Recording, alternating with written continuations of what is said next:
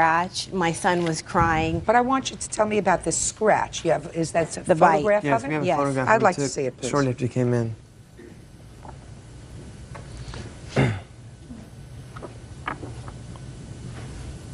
And Your Honor? Yes. I know you can't see very well from that picture, and we had cleaned up what blood there was, but as of now, a month later, he does have a scar on his ankle from that. Well, I'd like to see that. Houston, could you come up here for a second, please? As a matter of fact, come right up here, Houston. He also had a scratch to his elbow from where the dog jumped on him. What happened to your foot? He just scratched me. The dog scratched you?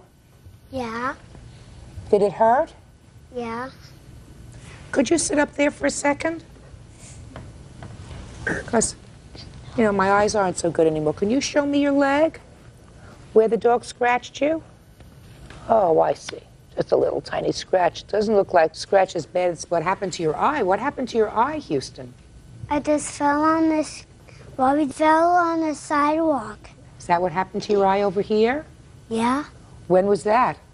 The biggest one happened the day after Houston was attacked by that dog. The little one happened like a month before it happened in front of the property she's renting. Okay, Houston, why don't you go and sit down? Miss Norkla, how did the large injury happen to your son's face? He was riding a scooter that he's ridden a lot of times, and the side of the scooter, the padding had come off of the scooter, and that was what went into his face and caused that injury. Where was he when this happened? He was right in front of our home. Where were you? I was at work. I was home with Houston that day. Were you home inside the house when it happened? We had just got home and we... Just answer my No, I question. wasn't. Where were you? In the garage, heading into the house. So you were not outside with your son when he was riding his scooter? No. One would think that you folks would have learned a little bit, not to leave a 4-year-old outside unsupervised. So he has 2 injuries in the course of one day. One seems much more severe than the other. Your Honor, may I say something? Yes. Part of the reason why sometimes I'm not outside, sometimes they're not outside is because we know each other very well, and Were you outside when kids. were you outside when the injury occurred to his eye? No, I wasn't. So you weren't outside supervising, is that right? No, but I'm saying on the day that the dog I'm bit. not talking about the dog. I'm talking about the next day, where the serious injury happened. Not about the day where he got a little scratch on his leg. The day where he got a very, very bad injury. How many stitches did he have there? 8. Didn't have any stitches on his leg, did he? No, he did not. Real cases, real people. Judge Judy. Robert and Kimberly Knockler say their son, 4-year-old Houston, was attacked by their next-door neighbor's dog. Okay. Did you take him to the emergency room to take a look at that scratch on his leg? No, we didn't. So that you were not concerned that the dog required a tetanus shot or anything else? We knew that he had already had his tetanus shot and he was up to date because of the injury that happened to his eye in front of their property like a month before. So you're telling me that there was another injury that your son had while he was outside? He's had a total of 2 injuries that were accidents and 1 injury that was intentional. What was intentional? The dog bite. Dog bite was not intentional. I don't even know if it was a bite. I can't tell if it was a bite or a scratch. The dog You can't- was quarantined. Just listen to me. You can't tell whether that was a scratch. It looks like a scratch. It looks like a healed scratch. There are no tooth marks in there, nor do I see any in this photograph. So I don't know whether the dog scratched him or bit him. It seems to me if you believe that your dog is bitten, the first thing that you do is you take the child to an emergency room, and the emergency room makes an evaluation as to whether or not the child was bitten or scratched. There is, in fact, a difference. This is not a $5,000 injury, folks. It's intentional. He told that dog to sick my son. And she has admitted to that. Listen to me. That's not what she said. She said he was saying to the dog, sick him. There were a whole bunch of children around there. He is also an unsupervised, how old are you? 9. 9-year-old. Just like your son was an unsupervised 4-year-old. I mean, I read it in the paper. The defendant says that her son was, in fact, supervised. She says most of the time this time was different. It's always the times that are different that create a problem. Not. He's unsupervised a lot. He has harassed a lot of kids. Let me in that explain something to you. I'm looking at his face. He doesn't have the scars on his face that your son has from being outside, unsupervised, and injured twice on his face. I mean, this was an unfortunate incident. He did the wrong thing. There's no question he did the wrong thing. But what I gather here is there has become a vendetta because of that, and that is outrageous. You claim she says bad things about you. You claim that she says bad things about you, and you say that there's an intentional act on her part because her 9-year-old, who was outside playing with a bunch of kids, did a really stupid thing, and your son got scratched. No, ma'am. Yeah. Judge Sheindlin, I would state that it was an intentional act on his part when he was saying sick 'em, sick 'em. She has admitted to that. I don't believe that she wanted this to happen, So but then why I believe that He's definitely. 9 years old. Your son is 4. Yes. Right. You think he's My an adult? baby. What? That's hers. That's hers. And I don't have a problem with that. So then but why she would you left sue her? him- Then let me ask you a question. So then why would you sue her, your neighbor, over a scratch for $5,000? Why would you do that? My son came to the door. He was crying. He was bleeding. He told him, sick him. She I admits already to heard that. It's not what I'm That's asking you. Because of the intentional nature, because of the fact that it is very upsetting that somebody would tell a dog to sick a child. You're absolutely right. If an adult did it and the dog did it, you put him in jail. 9-year-old does it, they're not so smart. She knows that he has a habit of harassing other children in the neighborhood. Well, madam, if you know that that's true, then when your witness saw him outside with the dog and was standing outside supervising all these children, she should have said something like, I suggest you bring Houston and your daughter inside because he's outside with that dog and not doing the right thing. She wasn't concerned. She just told me they all seem to be playing. Isn't that right? They did all seem to be playing, but he was taking advantage of that. Then Houston why was didn't you scared of stop the him? dog. Then why didn't you do anything? What kind of He doesn't supervision is listen. that? He does not listen. He's attempted to take Then my you daughter bring- to the pool where she Madam, cannot swim. then you bring your children inside and you speak to the mother later. The mother does not listen either. She knows her Listen. kid does this. I'm going to get to the counterclaim for a second because you ain't hearing me. Now, you have a counterclaim that I believe is a little bit of a nonsense, but I'm going to give you an opportunity to tell me about it. Go ahead. Okay, Michael has not, first of all, played outside since the incident, only in our backyard. And on Sunday, we were getting ready to leave. He said, can I go out front? The kids are out there. I said, sure, just for a few minutes. I'm on my way out. Michael walked out front. Kimberly was in her driveway. There was a bunch of kids out front, and Kimberly told my son, watch it, kids. Here comes the trashy kid. My son came in the house very upset. I walked back out with him. I said, let's go. We need to go. And I said, Kimberly, I don't understand why you would call a child a name, being a teacher. And then I said, I don't have time to get into it right now. My contractor's waiting for me. I have to go. And she said, wait, let's get into it right now. And she went off. She went off yelling, saying, I'm neglecting my kid, called me a and she just kept going off. And I said, this isn't any way a teacher should act. You're supposed to set an example for our kids. If you want to talk. We don't yell and scream. She said, I better get into my car before she beats me. And I left. Nasty neighboring. If it's true, it's nasty neighboring. It's not worth $5,000, and neither is the dog scratch. I do have some stuff I'd like to submit to the court, please. Go ahead. One regarding the police report, which is actually contradicting what Yvette's testimony is and what she told the police. She's being dishonest. That is a reinvention of history. I did not state those things to her. I did not call her child a name. That did not happen at all. What did you say? All I told my children to be careful. Really? I didn't say trashy. Just a second. And she called the cops to my home, what, 5 or 6 hours later? Can I read this, please? Please. Quiet. Yes, I'm sorry. Yeah. Well, let me tell you what the police said, Ms. Contreras, that you told them, and these quoted in the police report. I asked her if she heard Michael sick the dog on Houston, and she said no, he didn't intend for this to happen. I asked her what she meant, and she said Michael did not intend for this to happen. He was just playing around. I asked her if she was positive that this was an unintended event, and she said she was positive. Did you tell that to the police? I did. What I meant is that I don't think Michael did it on purpose. I don't think he really... Well, she says it's intentional, so that you don't agree with her. I think that No, just he a was second. trying to scare... So that you don't agree with her that it was an intentional act. Well, from the looks of it, it looked like he was just trying to scare them, and unfortunately the dog did something Well, to you him. told the police that he was just playing around. Well, yeah, he was playing around. Okay. And he, Playing around in a scratch don't add up to anything. Your Honor, our dog Trixie plays tag with the kids frequently, the one he is playing outside, which means when Michael runs with him, he jumps up and tags them, he licks them.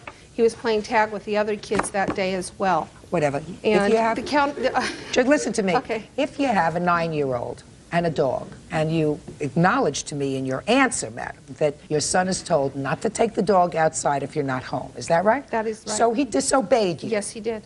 and I assume that he was punished for disobeying you. He was consequenced. Whatever that means. I don't know what that means. Does that mean like a timeout? No, that means he's been unable to play outside unsupervised at all.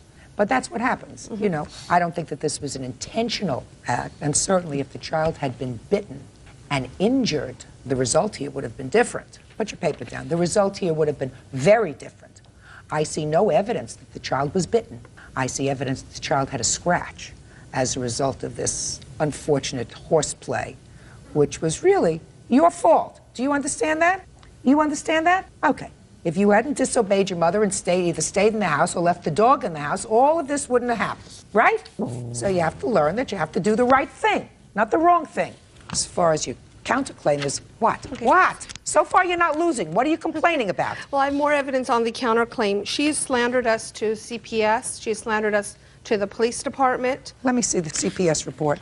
This is actually the report from our therapist, and this is the CPS worker. She said Did you that call the Child report. Protective Services about her? It's in my answer. The date that this happened, they came to the door, my neighbor and the other person, and they said Houston was outside and that Michael had the dog bite Houston. I walked outside and I said to Michael immediately, Michael, go get your sister. She's not home. Michael, go get your mom. She's not home. Michael, are you alone? Yes. I called the police. Why did you call the police? I don't believe- understand why you called the police. Your son had a scratch on his leg. Period. The reason I called Wait the until your police- neighbor gets home and discuss it with her. Right. I don't know when my neighbor's gonna be home. Oh, madam, your case is dismissed. Listen to me. Totally, completely dismissed. I mean, I think your conduct that day as a neighbor was outrageous. And I would be more concerned about you two people supervising this child, because this child looks as if he's been through a war zone in your custody, all over his face, when he's been totally unsupervised by you. Maybe you just rely on Mrs. Contreras to supervise your children when they're outside. But he's 4 years old. And 4-year-old has had an accident on one day and a terrible accident on the next day and a month before an accident outside, and you're nowhere to be found. So I would be more concerned about you supervising your own child. Your We son do was supervise our scratched by the children. defendant's dog. It was an unfortunate circumstance that did not require you picking up the phone as a neighbor and calling the police. It required you waiting, cooling down a little bit, and when she came home, perhaps go over to her house, give her a buzz and say, listen, something bad happened today. I want to tell you about it because my son got a scratch on his leg when your dog jumped up on him. Your son was not doing the right thing. Nobody was supervising him. And I want to tell you, if it happens again, I'm going to contact the authorities. If you wanted to do that, I would have no objection. But to call the police, you're outrageous. But I'm not giving any money. That's all. Yeah, this is case number 400 on the calendar in the matter of Cleary versus Tibbs. Parties have been sworn in. Judge, you may be seated. I'm going to have seats. You're welcome.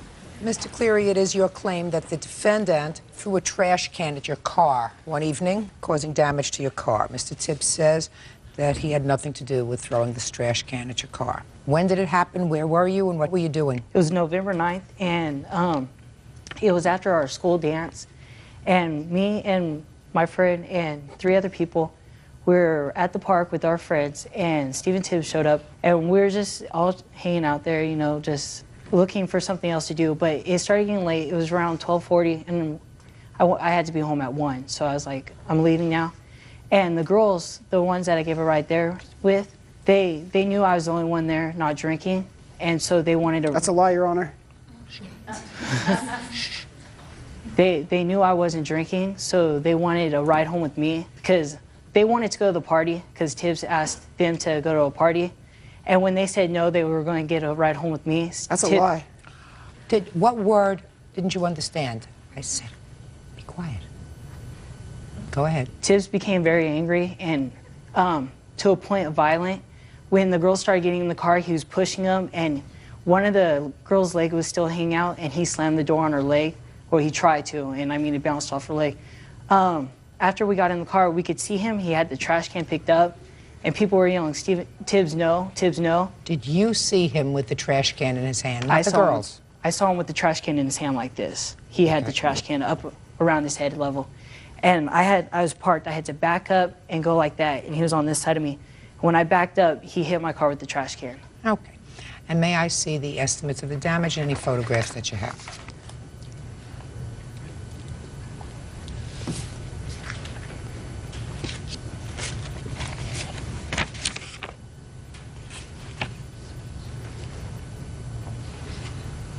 So the trash can didn't hit the top of the car, it hit the side of the car. Yeah, the rear right fender.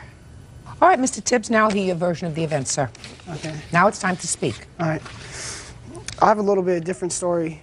First of all, I didn't throw the trash can at his car. Let's start from the beginning. You're out in the field at the park. Yeah, I'm at the park talking to girls, and I'm with my witness, Frank. I see Mike drive in. He drives in kind of crazy. His tires were screeching. He came from the dance. When he got out of his car, he was drinking beer. For the half hour we were there, I seen him drink 3 beers personally. He stumbled back into his car. He backed out, peeled out, and I watched him fishtail into the trash can. The damage was on the bottom right-hand side. I watched him hit the trash can. So you did not throw the trash can at his car? No, ma'am. Okay, do you have any witnesses here, sir? Right here. Step up. Tell me your name. Sean Sean what? Blevins. Tell me what you saw. Well, when we got there... Look at me. Sorry. When we got there, we were talking with the girls. I want your eyes to stay fixed on mine. Yes, ma'am. Do you understand? Yes, ma'am. Good. Steven came after... Your eyes are moving around.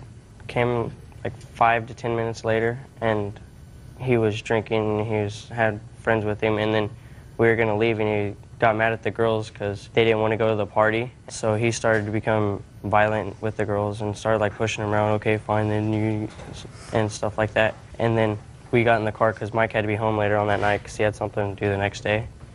And we started backing up, and I heard people saying, "Tibbs, no, Tibbs, no." And I looked out the back of the car because I was in the back seat, and he had a green garbage can in front of him, and like the driveway comes in right here, and there's like a little island type thing where you could park next to it, and the trash can was right here, and Mike was parked over here, and Tibbs and a whole bunch of other people were standing over here. And then we backed up, and we went to take off because we were giving the girls a ride home, and he threw the garbage can at the car. You saw him throw the garbage can at the car? Yes, Your Honor. Did you see it hit the car? Now, I want you to listen to me very carefully, because I've looked at the damage to the car. And I'm not saying he's not responsible for the damage. My question is, did you see the garbage can at that time hit the car as he threw it? Yes, Your Honor. Or did you see it hit the ground and then bounce up at the car? No, it hit the car. He was like this, and he threw it at the car, and like the corner of the garbage can, it hit the fender, and it dented it, and then it fell down, and all the garbage and everything came out of it. Now I'll hear your witness. Your name, sir? Frank Ambrose. Where were you standing? I was standing by my truck. I was the one driving. Who were you driving? Steven, just me and him by ourselves. We went there to meet up with girls. It's right by the school parking lots. Okay. The park and everything. We meet up there a lot. We went there. When we got there, he was with a bunch of girls. I don't remember seeing his witness. This is the first time I've really seen his witness out of school. We got there, he was drinking, girls were drinking. He had really no part in what we were doing there. We weren't paying attention to him. When he left, he screeched out, and girls were screaming. They had bottles, probably showing off, and he was doing donuts, or peeling out, making and then you hear a bunch of screeching, you hear a loud crash, and you hear silence after that, and everyone look over there, and you see his car stopped with the brake lights, and there was a trash can in the middle with the trash everywhere, and he didn't do anything, stop or confront any of us, look back or anything. He stopped, and we were going to wait for him to get out the car. It was about 15 seconds, but it felt long, and he just drove away. And we didn't hear of anything, Steven Tibbs' name into it, until that happened about a Friday, I would say, because it was dance, until I think Monday or Tuesday at school, him trying to blame Steven Tibbs. And Steven doesn't even go to bar. I think that's why. A note for yourself, Your Honor. Mike contacted my father at my house and told him, he said that I threw a trash can at his car. My dad said, if I committed a crime, then file a police report. A police report was never filed in this case. Real cases, real people. Judge Judy. Michael Cleary says former schoolmate Steve Tibbs threw a trash can at his car. Mr. Cleary, I have 2 witnesses on each side, and all of you look as if you're telling me the complete truth, right? Right. So all I can do is look at the photographs that you provided and try to find something that's consistent with either story. Now, both you and your witness say that he was standing not far from your car, correct? Right. He picked up the trash can over his head, and he's a tall young man, and he threw it at your car. Well, if he picked up the trash can and threw it at your car, you would have damage to the top part of your car. Or even if it landed on the side of your car, most of the damage would be on the top part. What you've shown me here is mostly damage that starts at the underside of the car. And that would be quite a trick. If the trash can was over his head and in a downward motion he threw the trash can and it landed on your car, the damage here is inconsistent with that. It's more consistent with either he may have thrown the trash can and it may have collided at the same time he threw it with your car and sort of bounced up and hit the top of the, the top of where the wheel is. That's why I asked your witness whether the trash can hit the floor first and then the car. He said, no, it hit the car first, right? Yes, Your Honor. I cannot be satisfied based upon the statements of the witnesses and these photographs that you've established your case, Mr. Cleary. Anything else you want to tell me? Yes. If you look, there's damage to the tire because it goes like this, right? And it was bent down. It hit the base of it, where it protects the wheel, and that's why it's bent down like that. It hit the base of the wheel, but that is also consistent, Mr. Cleary, with the defendant's statement that you were doing figure eights around the parking lot and hit the trash can. It's also consistent with that. If I was spinning donuts, my whole car would hit the trash can, and it would have been a bigger dent. I don't know that at all, sir. I know that there's a lot of damage right on the lip. Because that's where the trash can hit the lip. I know, you were inside. I can't make a judgment, certainly, sir, even by a preponderance of the evidence that he's responsible for this. Where are all the girls who were there?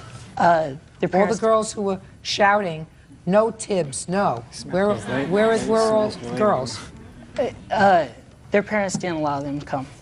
This may be one of those cases that is never going to be solved, but based upon the evidence that I've heard today, I cannot conclude by a preponderance of the evidence that Mr. Tibbs is responsible for this. Mr. Tibbs, only you know whether or not you did it, right? That's correct, I didn't. You didn't. Bye. Faiza, excuse, you may step out. He was mad because the girls weren't going to his party like he wanted them to. He doesn't like me at all. He was drinking a little bit, and he just had a bad attitude about it. He hit the trash can, sliding into it. My car don't have enough power to showboat. I got a 4-cylinder piece of crap car. He wants someone else to pay for his mistakes. That's what it comes down to. And now the next case. All parties in the matter of Long versus Merovitz, step forward, please. 31-year-old business owner Tom Long is suing his ex-boyfriend, 21-year-old salesman Dan Merovitz, for unpaid credit card charges and a trip to Europe. According to your complaint, you and the defendant met on the internet sometime last year, is that right? Yes. And began a relationship that lasted for how long? About 8 months. Did you live together during that period? Most of it, yes. It is your claim that during the time that you lived together, you made certain loans to the defendant. Loans that were made by virtue of your credit card? Yes. Some cellular phone expenses, and the cost of his share of a trip to Europe that you took together, that you claim that he promised to pay you for, but never did. Correct. The defendant says that all of these expenses were gifts. While he acknowledges the expenses, that he made certain charges, he said that they were all gifts from you made during the course of a relationship. So that's where we're at. When did you and the defendant begin living together? May of last year. When did you give him access to your credit card? Maybe 2 months after that. He was getting a promotion and he needed it to keep his job. What do you mean he needed it to keep his job? With his promotion, he had more responsibility. He had to entertain, he had to travel, and without that, he probably wouldn't have been able to keep his job. Did you get him his own credit card, or did you give him yours? It was basically a partner card off of my account with his name.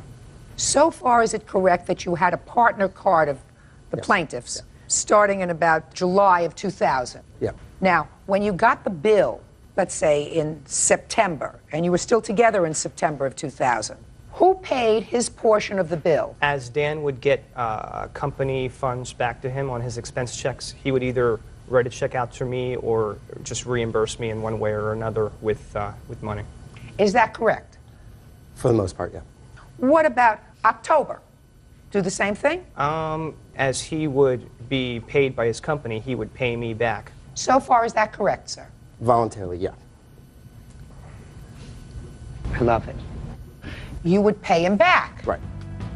Now, you separated, according to this, sometime in November? That sounds correct, yes. At the time you separated, what was the balance on his card?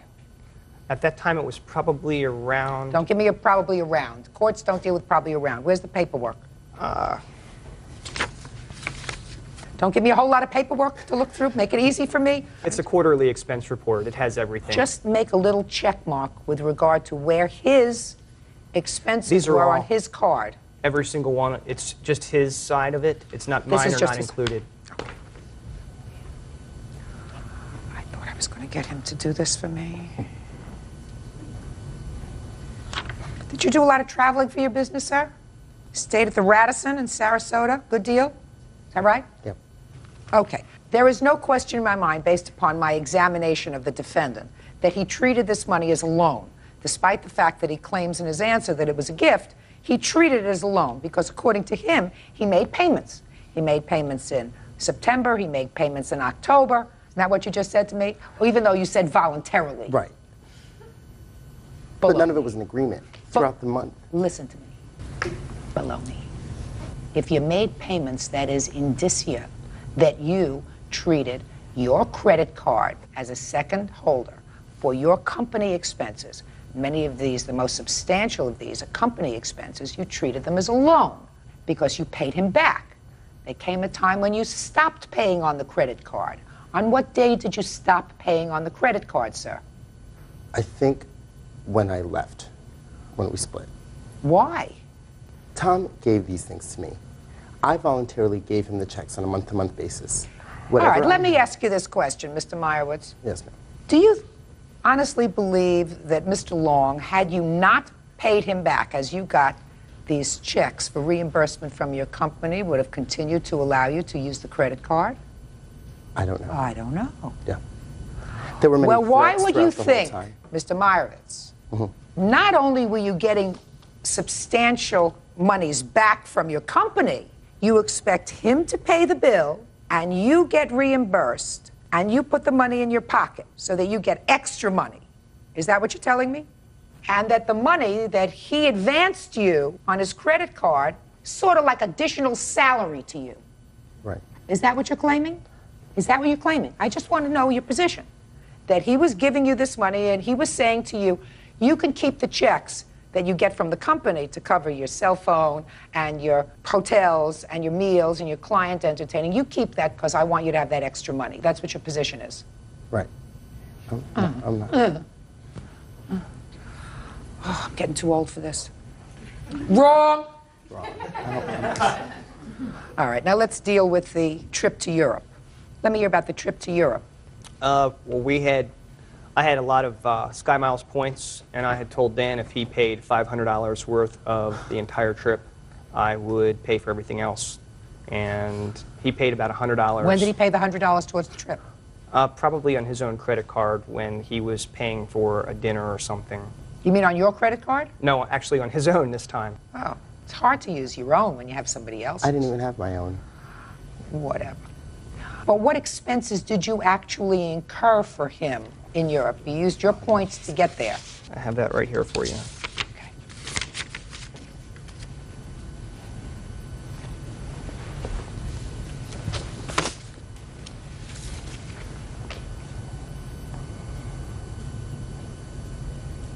These aren't $500 worth of expenses. There was also cash involved. I mean, we're talking about a couple of meals, $31, $7.47, Two plane $9.99. Well, it doesn't cost $500 to fly to Europe. It costs considerably more. You used your points. But I had to pay for some of it also. Where is I only that? had so many points. Where? Show me where. I don't have that right now. Well, It now was is the time to very- have it. We don't have it later. Later is no good. We can't do approximates, okay? So I am deducting that from your total claim, leaving a balance of $2,439. Actually, I have checks which are on a canceled account, and I also have... So what does that have to do with anything? I am awarding you everything except the travel expenses. So what difference does it make if you've got canceled checks? I do not believe, Mr. Meyerowitz, because it actually that this cost was me $2,800 and whatever the $330, or it cost me that amount of money. I just looked at this. This doesn't come to $400. And even if it did come to $400, the expenses for going out to eat, et cetera, have to be cut in half because you ate too, I assume. You didn't Correct. say, you go eat and I'm going to go eat. Don't That was push your luck, really a Mr. cheap Long. trip to Europe. He is responsible for all of his expenses that he made on the credit card. I find that they were not gifts. I find that his payments were not voluntary.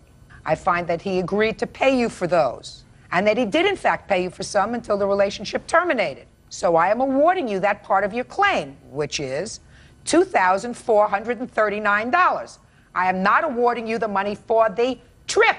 Judgment for the plaintiff. That's all. That's case number 377 on the calendar, the matter of Nichols versus Kirk. Parties have been sworn in. Judge, you may be seated. Sir, have a seat, please. Mr. Nichols, it is your claim that the defendant, who was your roommate for about 10 months, owes you for 10 months' rent and utility bills. Ms. Kirk says that she had a unique arrangement with you, which was that just her being there was enough and she owes you nothing. Is that right? No. I assume you signed the lease? Not in the presence of anyone that should have been there at the time, Your Honor.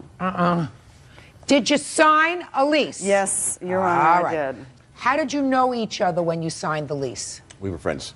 Just friends? Yes. All right. How did you first discuss with the defendant moving in together? Well, she came to me and was, looking for a place, and she wanted to be closer to work, and we went looking out for an apartment together. Okay, and you found an apartment. Yes. Did you both sign the lease on the apartment? Yes, ma'am, and I have documentation of that. Can I see it, please?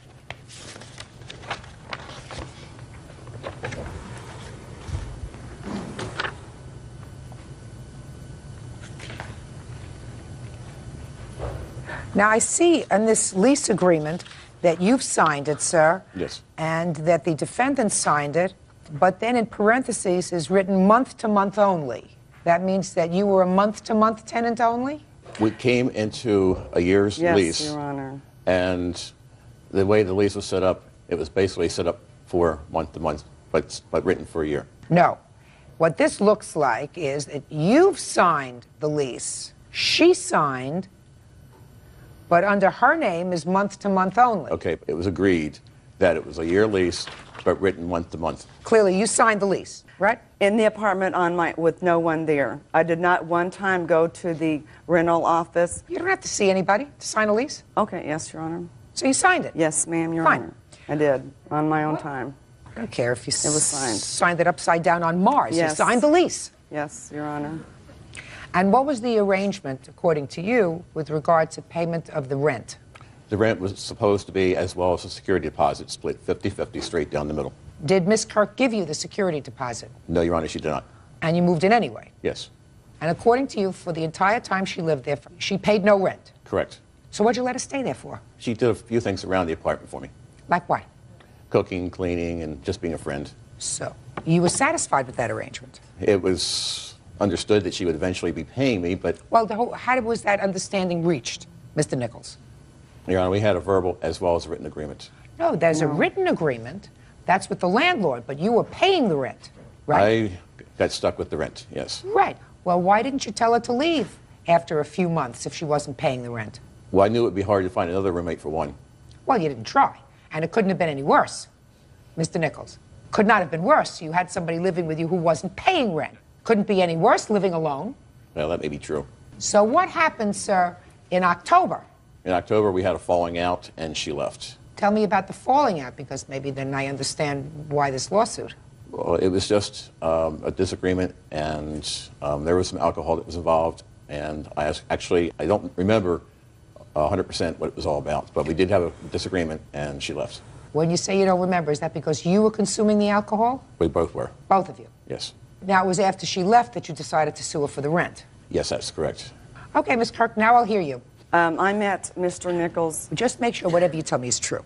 Yes. You got it? I don't want to hear I didn't sign the lease in the presence of 4 eyewitnesses. I want to hear only the truth. Yes. Good. I met Mr. Nichols at a time I was very vulnerable because I was still in the process of drinking voluntarily. Mr. Nichols offered me a place to stay without signing any agreement financial-wise. He never wanted any money. I tried to offer him money, and February 5th of 2001, I did give him a money order for $300. So you gave him a money order for... I have proof. $300. Now, what was that for? I felt bad. I felt guilty because he never wanted any money. I tried to give him money.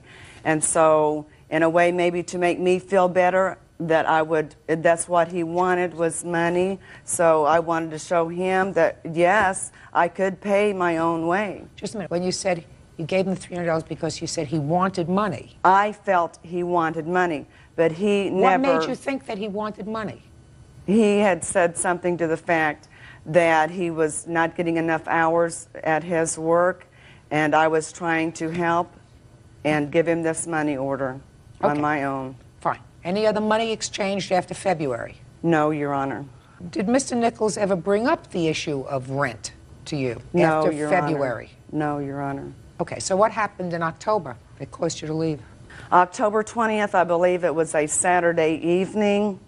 We were both drinking. I drink a beer. Yes, it is alcohol. But up until that time, Mr. Nichols had been consuming hard liquor, is what I call Jack Daniel's Wild Turkey. I was sitting at the dining room table, happened to get up to proceed to the kitchen area. Mr. Nichols was standing right here and grabbed me by both of my arms, tried to pull me forward. This is only one occasion, but this is the main occasion incident that should be brought out. He has before in the past tried to grab me and make me kiss him, make me give him a hug, make me tell him that I would love him or I love him, that I would stay with him. And it was made clear from the beginning that it was only a platonic relationship. Okay.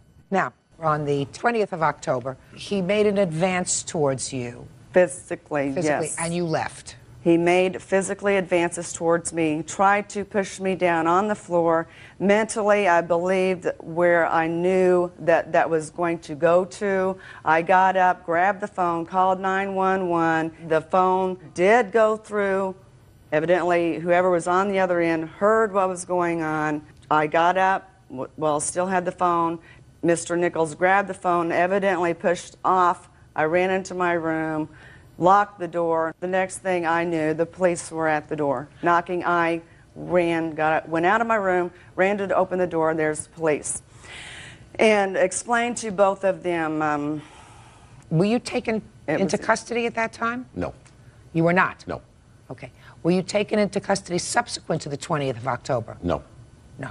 Okay. But you left shortly thereafter? 2 days, 2 mornings after. Judge Judy will continue. Real cases, real people. Judge Judy. Daryl Nichols says ex-roommate Joyce Kirk owes for 10 months of rent. Joyce says after Daryl got drunk and made a physical advance, she moved out. Mr. Nichols, the issue is very clear in this case, and it's a single issue.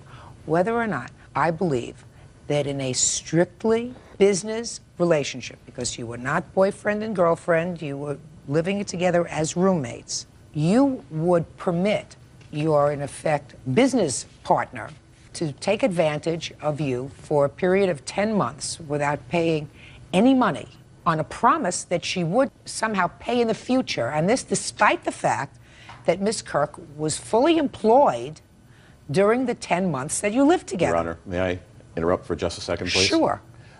She would be going in and out of her job about every other month. She was not employed the whole time. Whether she was employed for the whole time or not, the months that she was working, there would have been no reasonable excuse for her not to contribute her half of the rent, nor for you to permit her not to contribute her half of the rent. Now, there might be some credibility to your story, Mr. Nichols, if, in fact, she was not employed during that 10-month period. And out of the goodness of your heart, you said, look, I know you're looking to get a job, something's going to come up, I will carry you for these months until you get something. But that's not the case. Her circumstances weren't going to change.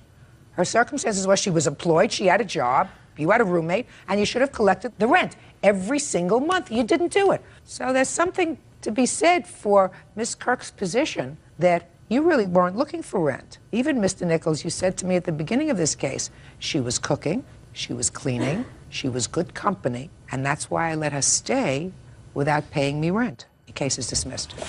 Parties are excused. You may step out. There's something in here about him wanting to kill me. I have no comment. Got to stop thinking of me and her as a couple. I have no comment. Now we barely tolerate each other. I have no comment. Otherwise may end up killing her. I have no comment. I feel somewhat sorry for Mr. Nichols. I have no comment. I was proven right that from the beginning he was looking for more than just rent or a roommate. I have no comment.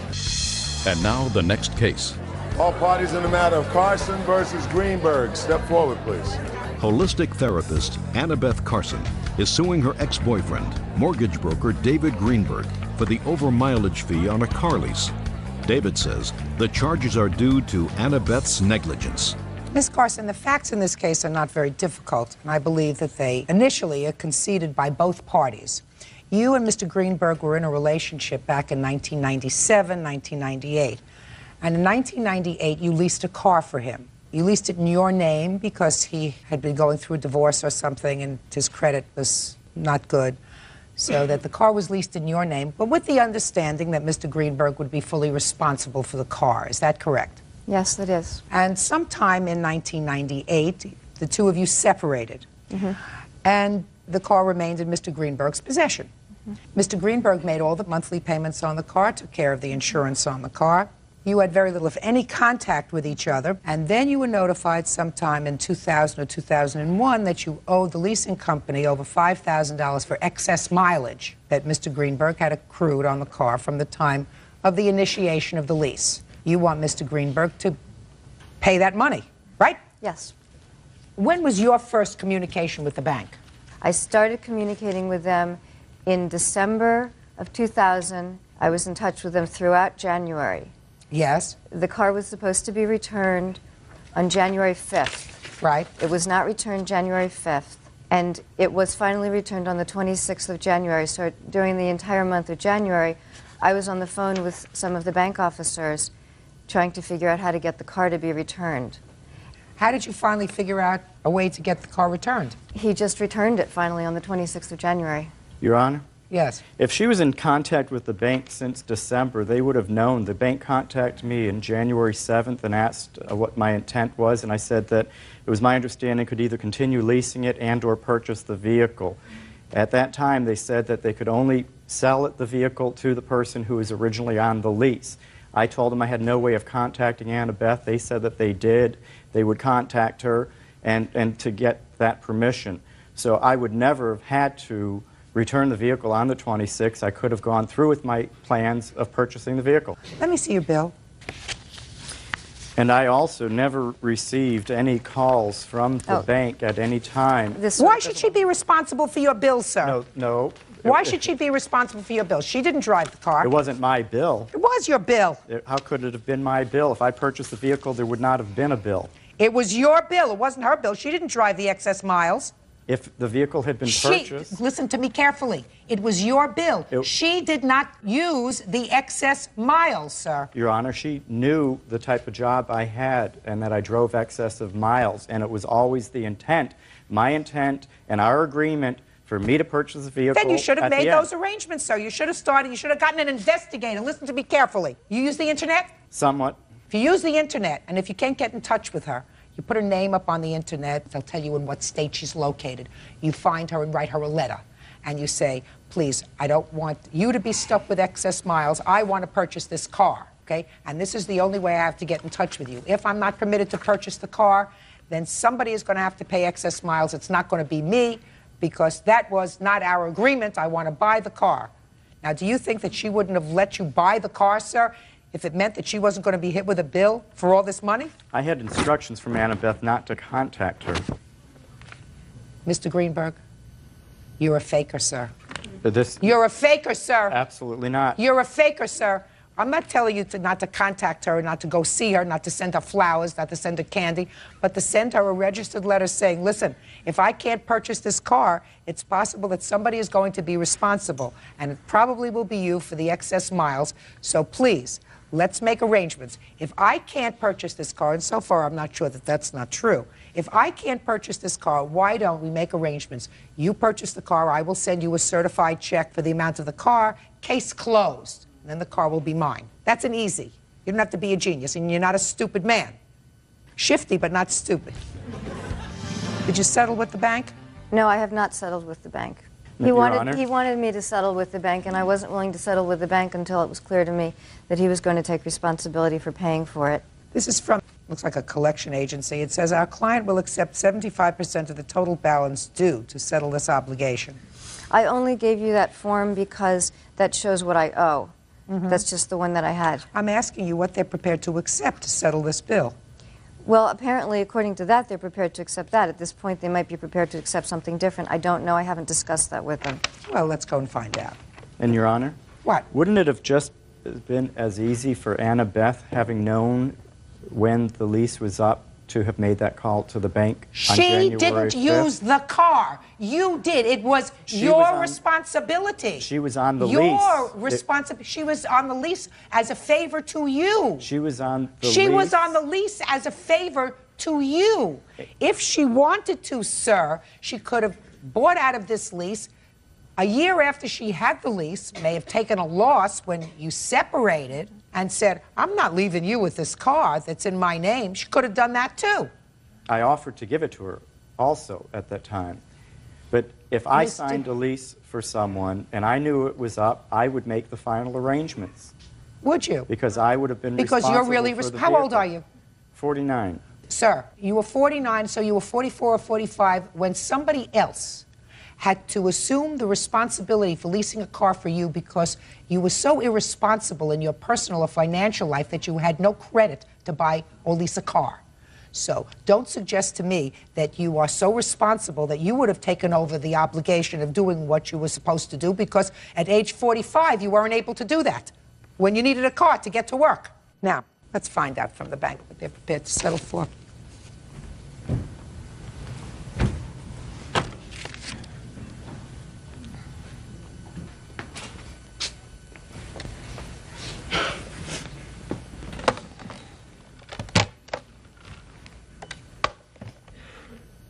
This is Judge Judy Sheindlin. I'm calling you from Los Angeles. I'm in the process of trying a case involving the people that are involved in this lease. I have a letter here that you sent dated the 5th of October of '01 to Miss Carson, who had leased the car for Mr. Greenberg. So what I want to know is, at this point, what is the bank prepared to settle for to close out this account?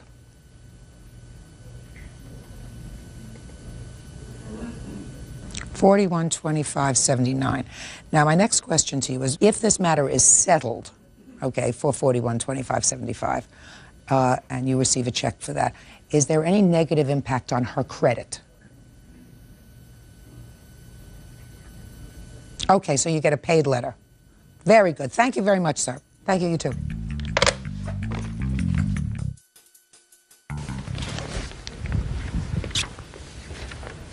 All right. I've had an opportunity to speak to this FMA Alliance Limited, who were really a collection agency. The gentleman was very cooperative. The amount due as of today is not $55,3807. They're prepared to resolve this matter for $41,25.75 with a check made payable directly to them from, of course, the defendant. So judgment for the plaintiff in that amount, $4,125.75, with a check being made payable directly to the company. Thank you. That's all. It's case number 554 on the calendar in the matter of Frawley versus Shapiro. Parties have been sworn in, Judge. You may be seated. Mr. and Mrs. Frawley, you and Mrs. Shapiro are next-door neighbors, I assume. Is that right? That's correct. According to your complaint, Mr. and Mrs. Frawley, the defendant's gardener caused some damage to a cover of a trailer that was on your property. Correct. And you want the defendant to pay for the damage to that cover. Additionally, you say that you were forced to put up 2 separate fences on your property, separating your property from the defendant's property, and you want her to pay for half the cost of those fences. That's what your case is about. The defendant has a cross-complaint that you maliciously cut down a branch of a tree that was very precious to her, and she says that you have been harassing her, so she has a counterclaim. So this sounds like a very untenable situation for people to be in, neighbors who don't get along. So let's hear about the problem with this tarp cover that was covering your trailer. Well, on December 18th of last year, my wife and I returned home from work and noticed our travel trailer cover had sustained damage. We noticed or examined actually the height and the pattern of the damage and concluded that it was caused by the exhaust of a gardener's leaf blower. It had burned like a 4-foot-long hole across the cover, and you could tell that it was a burn mark. Let me see. You have pictures of it, I assume? Yes, sure. That's it.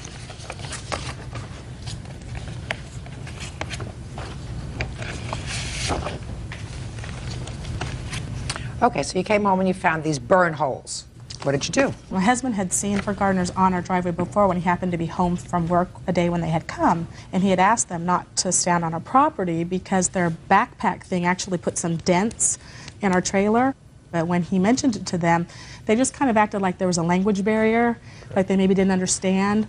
So you had seen them standing on your property, blowing the leaves on the defendant's property through her property. Well, I only observed them the one time, and there was an individual standing on her property and an individual standing on my driveway. And I asked the one standing on my driveway if he could conduct his business from her property, and he appeared as though there was a language barrier. Right. Okay. So when this incident happened, though, I actually typed up a little note and put it in her mailbox, just asking her for the name and address of her gardeners, because they should have been the ones that we needed to address this issue with, and she chose to ignore my request. You did receive this note. I did. So when that went unacknowledged, I said... Why, just a second, why didn't you acknowledge this letter? I thought it was harassment. You did? Why Yes. would you think this was harassment? Because it's been going on for some time. Prior to December 19th, when had the plaintiffs communicated with you? I have a dog that I walk every morning. They had acquired a very small terrier, allowing it to go to the bathroom on my front lawn. I ran outside and asked her to never let that dog go on my lawn again, and she grabbed me. I thought that she perhaps would throw me to the floor, to the grass. When was this, Mrs. Shapiro? It was last fall. I can't tell you the date. What month? Well, we'll say November, October. I don't know exactly. October, November. Prior to that, had you had any difficulty with the Yes, plaintiffs? they cut the tree. I have pictures here. They cut the crown out of the tree. When was that? That was in June or July. Okay, so you had the tree and you had the dog, months apart. But this letter is very clear. This letter says, please provide us with the name and address and phone number of your gardener because he has damaged our property. I ignored it because I thought it was more harassment. Okay, go ahead. What's next? Well, then I sent her a certified letter return receipt, and she refused to pick it up from the post office. So then I sent one via regular mail so that I would have all my bases covered. Okay, and you did in fact receive this letter asking for $280.25. I didn't receive it as certified mail. No, you received it as regular mail. As regular And did you mail. do anything after you received this letter? No. Okay, go ahead.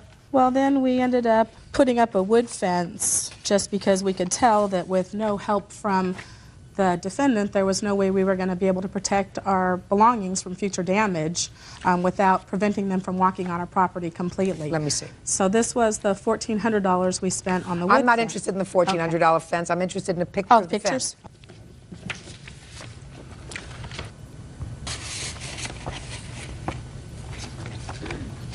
Okay, so now you have a fence up, so there's no more problem with the gardener. Correct. Good. That saves a lot of trouble. Nice fence. She's not going to pay for it. Put it up, you pay for it. Okay. What's next? We ended up having to put up a chain link fence to protect the rest of our property because there was an incident where some stuff was stolen from the side of our house. You don't think Mrs. Shapiro did? No, I know she didn't do it. Of course. So you put up another fence, and you also want her to pay for half of that fence. Correct. But that's not going to happen. Okay. Okay. Now I'll hear you, Mrs. Shapiro, with regard to these holes that were clearly burn marks. Did you discuss it with your gardeners? I did discuss it with my gardener. I don't see my gardener. They come when I'm at work. Well, then you have to be responsible for it. If you didn't make an inquiry to your gardener as to what happened, they have reason to at least believe, based upon what they had previously observed and based upon the burn marks that are in their tarp, that it happened as a result of leaf blowing and the hot exhaust coming out of the back of these machines. They asked you, please find out what happened. You clearly responded to them, I'm not doing anything. If you refuse to give them the information, they have no recourse but to sue you. Now I want to get to this tree business, because that's really what I consider the gravamen of your countersuit, which is that they cut down a tree that was on your property. Well, let me hear about it. They didn't cut it down, Your Honor. They cut the crown out of the tree. That's the center part of the tree that grows the highest. It's a specimen tree. It's full grown. It was given to me by my nephew shortly after I moved into the house. This nephew is a very precious person, was a very precious person to me. He was dying of cancer, and he said to me, Aunt Jeanette, every time you go look out your front door, you'll remember me. And so to me, it became a symbol of a tree of life. Well, let me see what they did, Ms. Shapiro. This, the pictures, Your Honor, were taken on the early part of March after I received the summons to appear. The damage was done in June or July of last year. What was the tree hanging over their property? Some of the tree did hang over the property, but not that part of the tree. We didn't trim anything that wasn't hanging over our property, Your Honor. Why would we trim the crown of her tree? That doesn't make any sense. Real cases, real people. Judge Judy. Karen and Brett Frawley claim their vehicle cover was ruined by neighbor Jeanette Shapiro's gardeners. Jeanette claims the Frawleys mutilated her tree. Go ahead. It was a full tree, and now it is in a V. It was even more drastically cut when it was first done. It's had it's not 6 months. Well, it grew back. Yes, but the crown is gone. You can see That the V may be, there. but if the crown was hanging over their property... It was not Well, I hanging. can't tell that. I can't tell that. I understand that. And if they did that in July, why didn't you register a complaint in July? Because I thought this was just more harassment. I don't communicate with these people. Why not? Because she shouts at me. Just a minute. You said, listen, in July, this was the first thing that you told me that happened. It goes further back. It goes maybe a year or two further back, when she called me to her driveway and said to me, I want to talk to you, Jeanette. I walked over there, and she says, tell your gardener not to blow any leaves on our lawn. So that's not harassment, Mrs. Shapiro. I said, if you want to talk to the gardener, please, you have my permission to talk to the gardener at any time. They don't speak English. I don't know that they do or not Well, speak he English. said he tried to speak to them, and there was a language barrier. So I assume when he says a language barrier, it means that they don't speak English, because he speaks English. Very unfortunate. In any event, I have no proof that whatever they cut from your specimen tree was not hanging over their property. It's impossible to tell from these photographs. But since you refused to give them the information which would have allowed them to pursue your gardener, you have to be responsible for the damage yourself. You have the bill? Yeah, it's in that letter. It was the original amount that we had asked her for, the $280.25. Judgment for the plaintiff, $280.25. Thank you. Excuse me one moment. Yes, just a minute. I'd like to show you a picture of my side of the fence. There are 3 signs that are posted on my side of the fence that say, keep out, no trespassing. That's on a front patio of mine. I would like to have those removed. That's right in direct line of my front door. Well, maybe her gardeners know by now, and we could take it down. Well, then let's talk about that, because these 2 signs, keep out, private, posted, are really unattractive. So why don't you take the signs down? It would be nice. She would like that. Sure. And I can understand that it faces her front door and it doesn't look nice. This looks like a nice neighborhood. Got it? No problem. I got it. Good. Thank you. Thank you. Parties are excused. You may step out. That tree was a very, very precious tree to me. We tried to be cordial with the neighbor. It means a great deal. It was actually a tree of life as far as I'm concerned. You live and learn, I guess. Yeah, this is case number 336 on the calendar in the matter of Biggert versus Reed. Parties have been sworn in, Judge. You may be seated. Sir, have a seat. Mr. Biggert, the defendant is your former wife, and it is Yes. your claim that since you've been divorced, separated, and under a child support order, you have overpaid some $3,500 in child support. Yes. You say that it was not an overpayment, the money was used for the children, and there was some sort of an agreement for him to pay you additional money. You have a counterclaim for $700 because you say he was ordered to pay $700 in attorney's fees for some sort of a custody proceeding the 2 of you were involved with, and he did not pay that amount. When were you divorced? 1988. And you have 2 children? Yes. How old are they? Howard is 18 and Sarah is 16. And what was the child support order? It was approximately $1,200 per month. And during what period of time did you overpay? I'm assuming it was over the whole period because when I received the paperwork from the court, it just said we did an investigation from the time you started paying child support until the end of August. So over a 13-year period? Yes. And you can't definitively say over what period of time you made these overpayments? No. Should have kept better records. Was the overpayment agreed to be reimbursed by the defendant at any time in court? I was not aware there was an overpayment until I received the paperwork from the court saying they had done an investigation into the child Let support. me see the piece of paper you received. At the time you received this order, it indicates that $3,573.85 was overpaid over the course of 13 years. Yes. I'll hear you. All the money that I got was spent on the kids. Were you aware of the fact, Mrs. Reed, that you were being overpaid? Not at the time, no, because the checks always fluctuated. When did you become aware that you were receiving too much money? About a month and a half ago when I got it through the mail. And when did you become aware of the fact, sir, that you had overpaid child support? When I received that notice in the mail from the When court. did you remarry, Mrs. Reed? May of this year. Prior to that, both children lived with you? Yes. And did your former husband see the children regularly? No. Did you see the children? At times, but not. You have a reasonable relationship with your children? Yes. Do either of your children live with you now?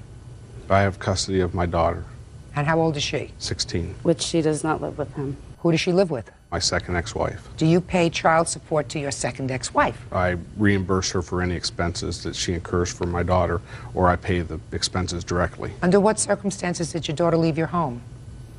I think it was because I finally got help raising the kids, and I think it was too structured and she didn't like it. Do you work? Oh, yes. I have a beauty salon. Are you under a current child support order for your 16-year-old daughter? No. How come? Well, probably when she went to live with her dad, it was all of a sudden, and I was told she was moving in with her father. 3 weeks later, I find she's living with her stepmother. So I was not very happy about that. And no one's ever requested child support from me. But as my income compared to his income, I don't think there would be much anyways. I'm not so sure. Well, how many children do you have? 5. How many children do you have? 2. I guarantee you if somebody requested child support, you would pay it. Oh, definitely. What kind of income did you have at the time that the children were living with you? It was about $11,000 a year. So it was like all I could do to keep us in the house that we bought together when we were married, but I wanted to keep the kids where they were raised. I want to do a calculation for you, Mr. Biggert. Maybe it will make you feel better. Difference of $3,500 over the 13-year period. Do you know what that comes out to, Mr. Biggert? $22 a month. Yes. Or $5 a week. So nobody got rich on that difference. And quite frankly, I don't feel justified in saying to the defendant, who really didn't know that she had received an overpayment, now you have to come up with $3,500, unless you can tell me that you don't think that she spent that $5 a week, at least in part, on the children. Well, I think, Your Honor, that she's probably spent more than that, and I spent more than that over that 13-year period myself. Right. That's a good thing. Okay. You want to tell me about this counterclaim that you have? Yes, I've got information that he was to pay for our son being custody changed last year. It was ordered that he pay me the amount of $900. $900 for what? The attorney fees for the custody. What happened with that custody proceeding? Well, actually, my son come back to live with us, with LG and I, and the 900 attorney fees, it says here, was to be paid to me to pay my lawyer. And so far, Herb's paid 200 of it, and said he would pay me, or if I paid the other 700, he would deduct it from the 3,500 that I owed, and he would only be suing me for the 2,800. Mm-hmm. And I just didn't feel that was correct. What did you when feel the was court correct? ordered, because I have a court order here stating that he's to pay it. You have a court order that he was to pay $900 for your attorney, and he's got a court order that says that he's supposed to pay so much for child support. He overpaid you in child support. You want me to give more recognition to your order than to his? No. So why should he pay you a penny? Real cases, real people. Judge Judy. Herbert Biggert says ex-wife Kim Reed owes for the return of child support. Herbert claims he overpaid and Kim kept the money. Go ahead. This was supposed to be paid back in January, and it was not paid. I understand. Well, that's your counterclaim. He's what?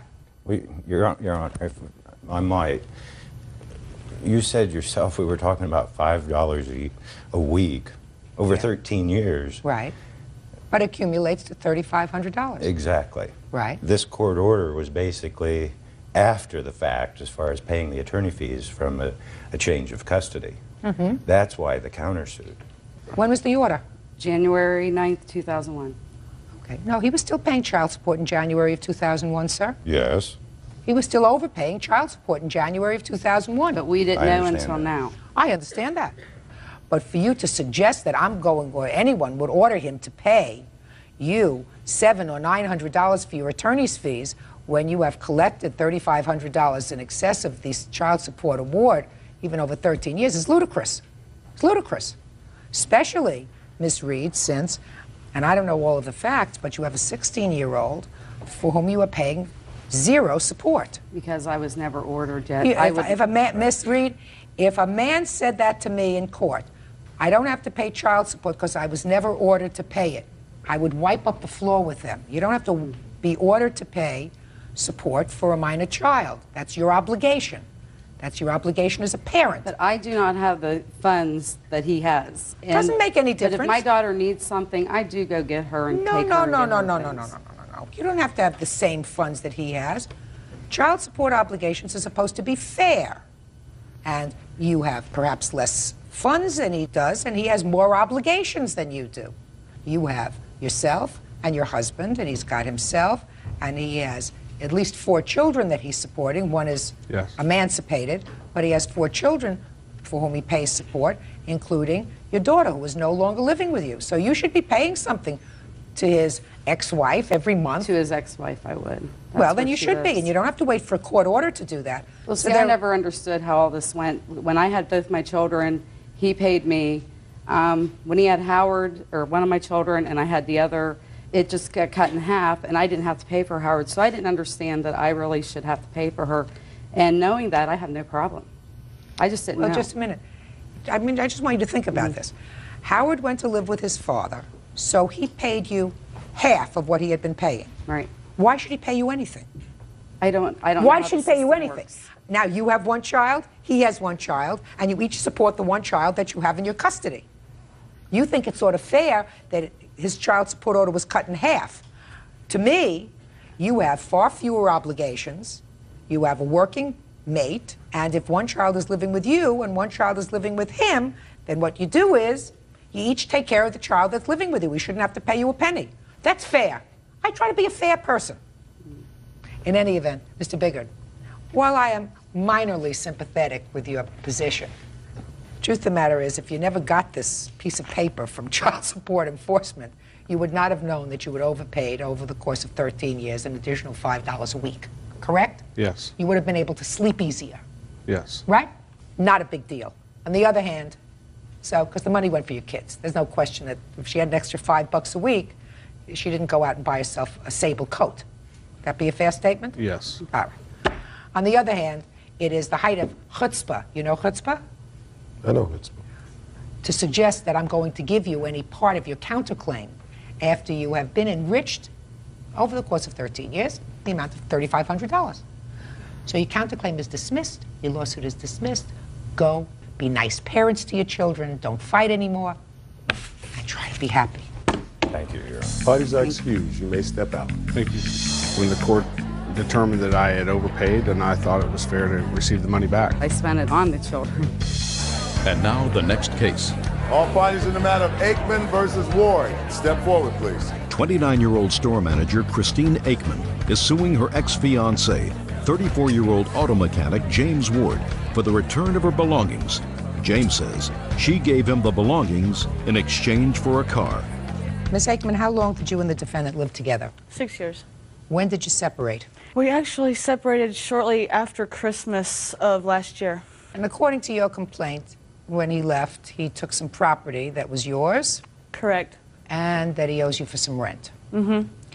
And Mr. Ward says he doesn't owe you anything for rent, and that the things that he took, it was a trade-off with a car that you had had together. That you took the car, and that was the agreement that he would be able to take certain property. All right, so I have a few questions. When you lived together for this 6-year period, how did you handle the finances, Ms. Aikman? With his paychecks, he'd take care of rent, other little things. With mine, I'd take care of our cable, our lights, food, necessities. And how much was the rent? $5.95 plus gas. And when you had to buy things for the house, how did you do that? It would just depend on what money was where, what was left. So tell me about these things that you say that he took that belonged to you. What did he take? He took an antique bed that was given to me by my grandfather. My grandmother passed away. I was also given her... Okay. So a bed that was a gift to you. Right. From your grandmother. Justice. Sure. Let's deal with one thing at a time, please. An antique bed that was a gift to you. Not purchased, it was a gift to you. All right, Mr. Ward, let's deal with the bed. You took the bed. All I have is a box spring and a frame, and it was given to both of us by her grandfather. When you say her a box... mattress, I left the mattress. I'm not talking about the mattress. The bed itself, the... Just a steel frame and 2 box springs is all Not the a original headboard, bed. it doesn't Not have a headboard? No headboard, no nothing. Is that right? Yes, it is. Give me a break. What kind of an antique frame? I never heard of an antique frame. I heard of an old frame, but I never heard of an antique frame. She's had it forever. Oh, Miss Aikman, give me a break. Move on. What's next? All right. I also have a 27-inch color TV. Now, where did the 27-inch color TV come from? I purchased it with my tax refund about 4 years prior. 4 years ago while you were still together? Yes. While you were sharing your money? Correct. Okay. What's next? There's also the antique, or the quilt that my grandmother handmade that I cannot replace. Quilt? Where's the quilt? It's not an antique, it's store-bought. I don't care. And she said I could have it with the bed, with everything else. Okay, she wants her quilt back. Okay. We'll put it in a box and send it back to her. It came from her grandmother. What's next? One quilt. What's next? And the color TV. How many TVs did you have? We had one that worked and one that didn't. He conveniently left the one that didn't. What else did he leave? Well, the bedroom set that was given to me, he actually left that. Bedroom set? Yes. Washer and dryer. He left me my kitchen. Kitchen set? Actually, he took the kitchen table and chairs, but he left me my dishes, my pots and pans. He did leave all that. So far, what's the vision in my head is that what you get back is the quilt. What's next? And the back owing in rent that he left when he left in the middle of the night on January 27th. Now, had you paid January's rent, sir? No, I haven't. I made arrangements with the landlord, gave him a 30-day notice. When did you do that, sir? January 1st. Well, that's not 30 days notice if you left on the 27th. I gave him the 3rd. I told him the 3rd of February. Okay. And I so moved out earlier. Show me the proof that you paid January's rent, because that was your arrangement. You were going to pay the rent. She was paying. I haven't paid it yet. I Your Honor? made arrangements with him. I needed the money to move into another place. So you haven't paid it yet? No, I haven't. All right, so so you owe her. All right, now how much did you have to pay? I had to pay $710, Your Honor. Let me see. And what the rent was what the rent was $595, is that right? Plus gas. And how much is the gas? $73.57 plus $20 late fee. Your Honor. What? There was a $250 deposit on those apartments. Okay. That I should at least be entitled to discount half of that. They were only going to give back $100 for cleaning since they left it trashed. Who left it trashed? They brought 3 kids to the apartment after I moved out, and when they vacated How on the 27th... much was the security deposit that was left? Show me. As far as what I know and what the landlord told me, there probably wasn't going to be much left. Well, that you have to proceed with the company anyway. You know you owe her this money. You said you needed this money to move into a new apartment. You owe her the money because your responsibility was to pay the rent. She paid for all the other bills. You were there practically the entire month of January, so that was your responsibility. Right. The rent. Other than that, I also paid the electric and the cable bills. All right. Listen, after 6 years, don't bother me with nonsense. Will you please? Okay. You get your quilt back because that was an antique. Tell me about this car. When did you purchase it, sir? In 1999, we got it financed. And you both paid for that car? Yes, we did. Is that right? And you now have the car? I do. Because I was the only one that was licensed and insured on that car. Doesn't make any difference, but you both paid for it and you have the car. Right. Okay. Because when I took my name off the leasing, they gave him 10 days to get a driver's license and insurance. Your Honor, that's totally false. I'm not listening. Did I look at you to speak? No. I was the only one insured. I don't care. What I'm saying to you is, let's be fair about this. You had a car that you drove as a couple for 2 years. Correct. You each paid a portion of what it took to maintain that car and to pay it off to finance it. Correct. Is that right? I'm still paying it off. Yes. Well, that's fine, but during the time you were both paying for it. Correct. You now have the car. You're getting the benefit of some of his payments for the car. Is that right? That's right. So why should he give you the last month's rent? Because I was kind enough to let him stay in the apartment, not kick him out when he didn't sign the lease. He hadn't signed the lease. He hadn't signed the lease. What difference did it make whether he signed the lease or not? He was paying the rent. So my question to you is, for 2 years, you each contributed to the monthly payment on a car. Correct. And how many years do you have left to pay on the car? November, I believe, of this year, it will be paid off. Fine. So now you have a car to which he contributed over the course of 2 years. Is that right? Correct. So you get nothing for rent. Goodbye. Have a good life. Have a happy life. Have a safe trip home. Audience case number 378 on the calendar in the matter of Nelson versus Perry.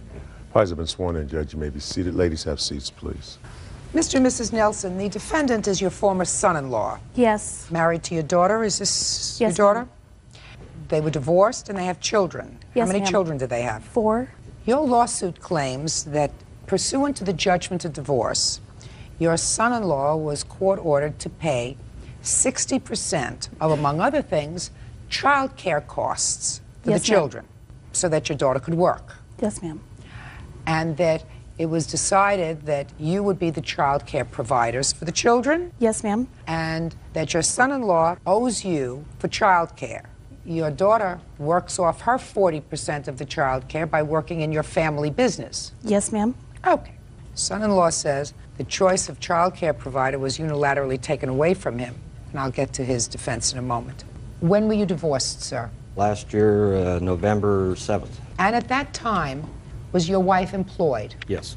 And who was watching the children at that time? The hours were set up to where I watched them when she was at work and she watched them when I was at work. That's not true, Your Honor. Just a minute. And if there were ever any problems with babysitting, who babysat for the children? Her parents or my mother. Why don't you step up here for a moment? Okay. How old are your children? I have a 3-year-old, twins that are 8, and a 9-year-old.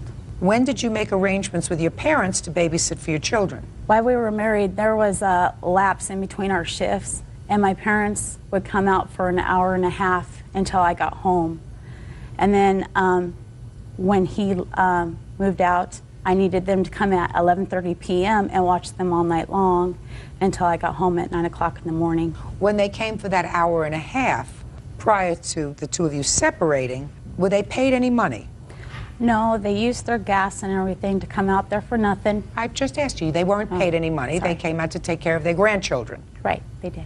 And then, when you were working at night, they would come to your house to sleep? Right.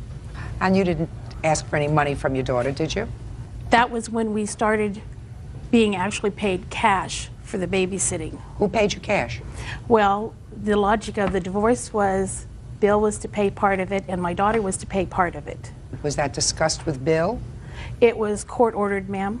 Oh, it was not court-ordered that you were to be the babysitter. That's not what I asked you. No, it was I asked you, were you paid any money? No. And when was it that you began to be compensated? When the divorce was final. In November? In November, and we had to take over watching the kids on a 40-hour basis. When for the first time was it discussed with your former son-in-law that you were going to be babysitting for your grandchildren and expect payment? I have never discussed that with my son-in-law as far as a cash payment, ma'am. When we were first babysitting for them when they were still married, the agreement was he would keep our vehicles in running order for our business because that was his line of work in exchange for us babysitting the children. You mean you had actually an arrangement as far as that was concerned? Yes, ma'am. As grandparents? Yeah. You had a business arrangement, a Yes. barter arrangement. You would barter, he took care of the cars at the times that you filled in for babysitting? Yes, ma'am. Okay. And what was your daughter doing for you in exchange for babysitting for your She children? works at our donut shop. What? We have a donut shop. Sometimes she comes in and she'll fry, sometimes she'll ice. Other times, if our vehicle isn't running, we use her vehicle to deliver with. Who had a conversation with him with regard to you're taking over full-time babysitting responsibilities starting in January of 2001. You did. Yes. Actually, Your Honor, my parents didn't start watching the kids again until the end of May. May of what year? This last year. And what conversation did you have with your former husband about your parents taking over that responsibility? At the time, he wanted me to let his girlfriend watch the kids. I didn't feel comfortable with that, and I found a friend that would watch it for $440 a month total, and he wasn't comfortable with that. That left me with no other choice but to go back with my parents. And I discussed it with my parents. They told me to tell him that if he would come over and keep the maintenance up on their vehicles, that would be the deal. He said no way. He refused. He got upset.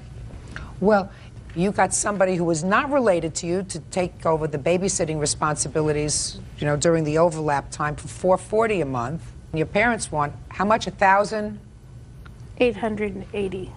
$880. Where did you come up with that figure? Well, because we would have to drive to Star and watch the kids there. We would have to bring the youngest one back to our house so that we could continue taking care of the things we had to do. Then we would have to go back to Star to pick the kids up after school. And then we would have to go back to our place so that Tammy could come over and pick them up. And we would take the kids to all their doctor's appointments or anything they had to do at They're school. grandparents. That's what grandparents do. What was wrong with his fiancée? Well, I have a letter that she gave me telling me my kids weren't wanted. I have him on tape telling me that he doesn't want to see his kids. And I went to pick them up one time when he had them for the weekend, and they were all in the house. Him and her were in the bedroom taking a nap, and my 2-year-old was 3 houses down by himself, heading towards a busy street. And I just didn't feel comfortable with her having them on That's a regular good reason. basis. If that happened, that's a very good reason. You're absolutely right. Real cases, real people. Judge Judy. Linda and Floyd Nelson say their daughter's ex-husband, Bill Perry, owes for his share of daycare costs. Bill says Linda and Floyd are the babysitters, and he doesn't approve. Now, what was wrong, Mr. Perry, with this friend that she got to watch the children for $440 a month? I do not know these people, Your Honor. You may not know them. Did you say to her, I'd like to meet them? I'd like to meet this friend, spend some time with this friend before I agree? No, Did you I did say not. that? No, I did not. Why not? At the time, I had my fiancée, which was willing to watch them. That's not a good idea. So, Mr. Perry, while I am sympathetic with your position that your in-laws have overcharged the amount, I do think that you were being short-sighted and got a bug in your bonnet when you said, forget this stranger, because your former wife, who's the mother of these 4 children, I am certain would not want to leave the children with anyone who was not capable of babysitting for them. And just because you say, well, I have somebody who's going to do it for a lot less, my girlfriend. Your Honor, Your Honor? Yeah, I'm waiting. I never claimed to not want to pay the person she has talked about. Mm-hmm. If I would have received a bill in the mail, I would have sent my money to them. I said I had somebody else that could babysit my girlfriend. Correct. Listen to me, Mr. Perry. Put your hand down. Listen to me, Mr. Perry. If you said to your former wife, I'm married, I am in a solid relationship, we've been married for a year or 2, she stays home, she likes the children, they like her, this is going to be a forever thing as far as I'm concerned, let's try to save as much money as we can, my wife will take care of them. I assume that your marriage to your former wife was your first one, is that right? Correct. It didn't work out 4 children later. Correct. Now you have a girlfriend. Hmm? There is even more of a likelihood that this isn't going to work out with your girlfriend forever. I think she is perfectly justified in saying, I don't want his girlfriend to babysit for my children. Put your hand down. By the same token, Mr. and Mrs. Nelson, I think it's overreaching. I think you're overreaching a little bit. I think that what you're doing is saying to your daughter, listen, come and put a little frosting on the cake every once in a while. You work off your 40%. We want to be good people. You know, we want to be good grandparents. But you really don't charge your daughter for her 40% of this child care bill. But if you had somebody to babysit for your children for $440 a month, he would be responsible for 60% of that. Okay. It's about $264 a month that he would be responsible for. That's pretty reasonable, isn't it, sir? Yes, it is. Good. That's what he's going to pay you for babysitting. That's fine. Good. May, June, July, August, September, October, November, December. It's 8 months. $2,112. So from now on, Mr. Perry, if you don't want to get into any difficulty, it seems to me that you make those payments on time. She says, fine. Not they. I'm not interested in the plaintiffs. Your wife said that would be fine. Right. Right? Right. And she's the only one who is a party to the court order ordering you to pay 60% of the daycare. Do you understand? Yes, sir. So right now you owe them $2,112, and I suggest that you keep that money up every month as long as they take care of the children. That's all. Parties are excused. You may step out. He didn't want to have anything else to do with her, nothing to do with the children. If they would have sent me a bill on daily or a monthly basis, I probably would have paid. He's seen him 4 times in 6 months. I can't help it. One of the children is not his biological child, and he has to pay child support and daycare on that child. He hated her. He didn't want to see the kids. Didn't go like I thought it would, that's for darn sure. And now the next case. All parties in the matter of Schmidt versus Meads. Step forward, please. 27-year-old financial advisor Ray Schmidt is suing his former friend, 28-year-old waitress Christy Meads, for an unpaid loan of $1,000. Christy says they were much more than friends, and the money was a gift. Mr. Schmidt, you claim a loan to the defendant in the amount of $1,000. The defendant acknowledges that you gave her $1,000. She said it was just that. It was a gift from a friend. So tell me when you gave her the $1,000, what it was for, and how you know her. I originally met Miss Mavis in early part of June. I was introduced through a direct selling company, and our relationship kind of grew from there. We did become friends. We saw one another at different functions, and the way it happened is she and I became friends. And just social friends, not romantic friends. No, just social friends. And that's not true. Just a minute. Through the course of our relationship, she promoted my business, and she got me a few clients. I actually have a copy of the account apps for these clients that she helped get me. Did you pay her for her service? No, ma'am. You never went out socially, is that right? That's not true. We did go out socially, a group of us. After meetings, we would go to have cocktails after meetings. How many people in this group? Usually anywhere from 6 to 10. So it was a large group. So you weren't intimate social friends? You never went out to dinner alone together? Yes, we had. Oh, you did that too? Yes, ma'am. How many times did you go out for dinner, just the two of you? Never dinner, a few lunches. But never dinner? Never dinner. Never dinner. That's fine. Okay. So that, would there be any reason why she would perform a business function for you that was financially remunerative for you without billing you? Yes, because we were friends. So now let's get to the $1,000 and the why. She wanted to open up a direct sales office in Las Vegas. And when she went to go do this, she was a little bit short on cash. So I offered, let me loan you the $1,000. Who brought up the amount? I asked her, how much do you think you'd need? Okay. So it was agreed that she would pay me $500 2 weeks, because we got paid on a 2-week basis through this company, and then the other $500 the next 2 weeks after that. And she went and she didn't pay you back the money? No. And that's why you're here. You have anything else to tell me? I did, because she brought me these clients, I did, in fact, purchase a dress for her. It just so happened that... That's the dress, I assume. I didn't know what that show and tell was. Go ahead. So here's the receipt for that. How much did you pay for the dress? It was $64.86. Okay. Now let's hear your version of the events, madam. Yeah. Can you do me a favor? Put the schmata over there.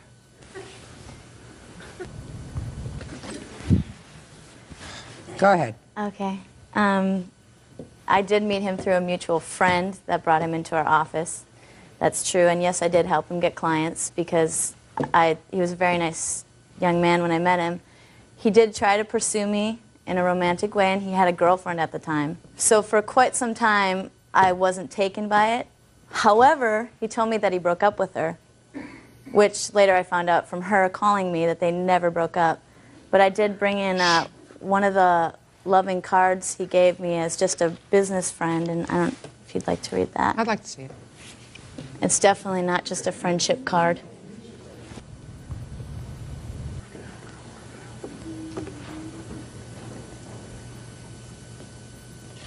Ray, remember this Honor. card?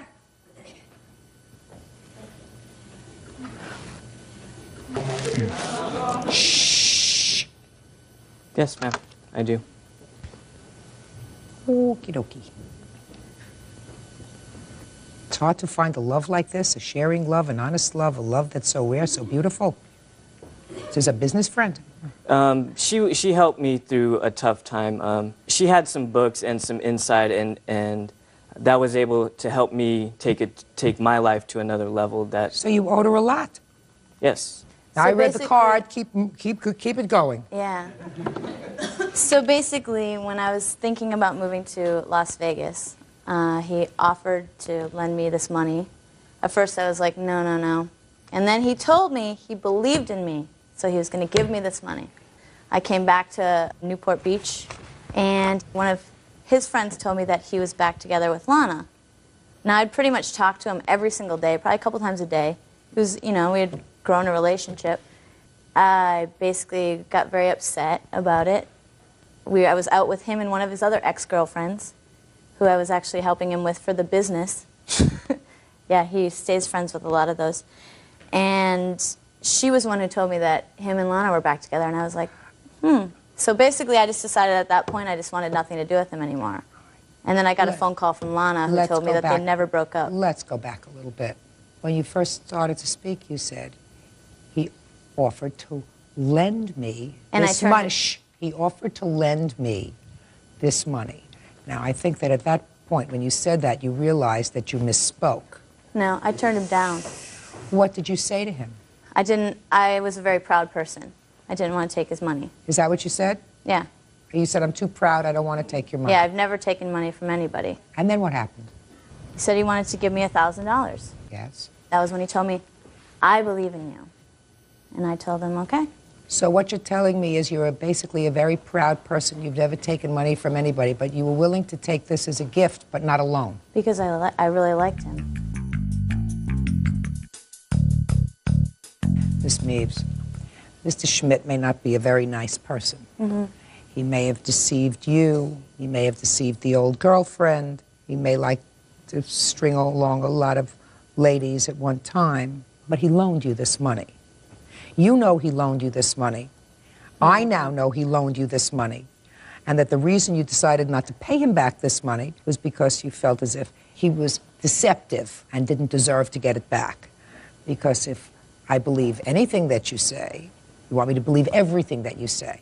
So if you tell me that you are a proud person and you never take money from anybody, then that kind of person would have said, I will accept a loan from you that I will pay back, but I'm not accepting a gift from you because that would mean that I was not a proud person.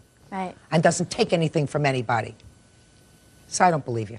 Anyway, judgment for the plaintiff in the amount of $1,000. That's all. Now, this is case number 12 on the calendar in the matter of Pierce versus McCombs Pierce.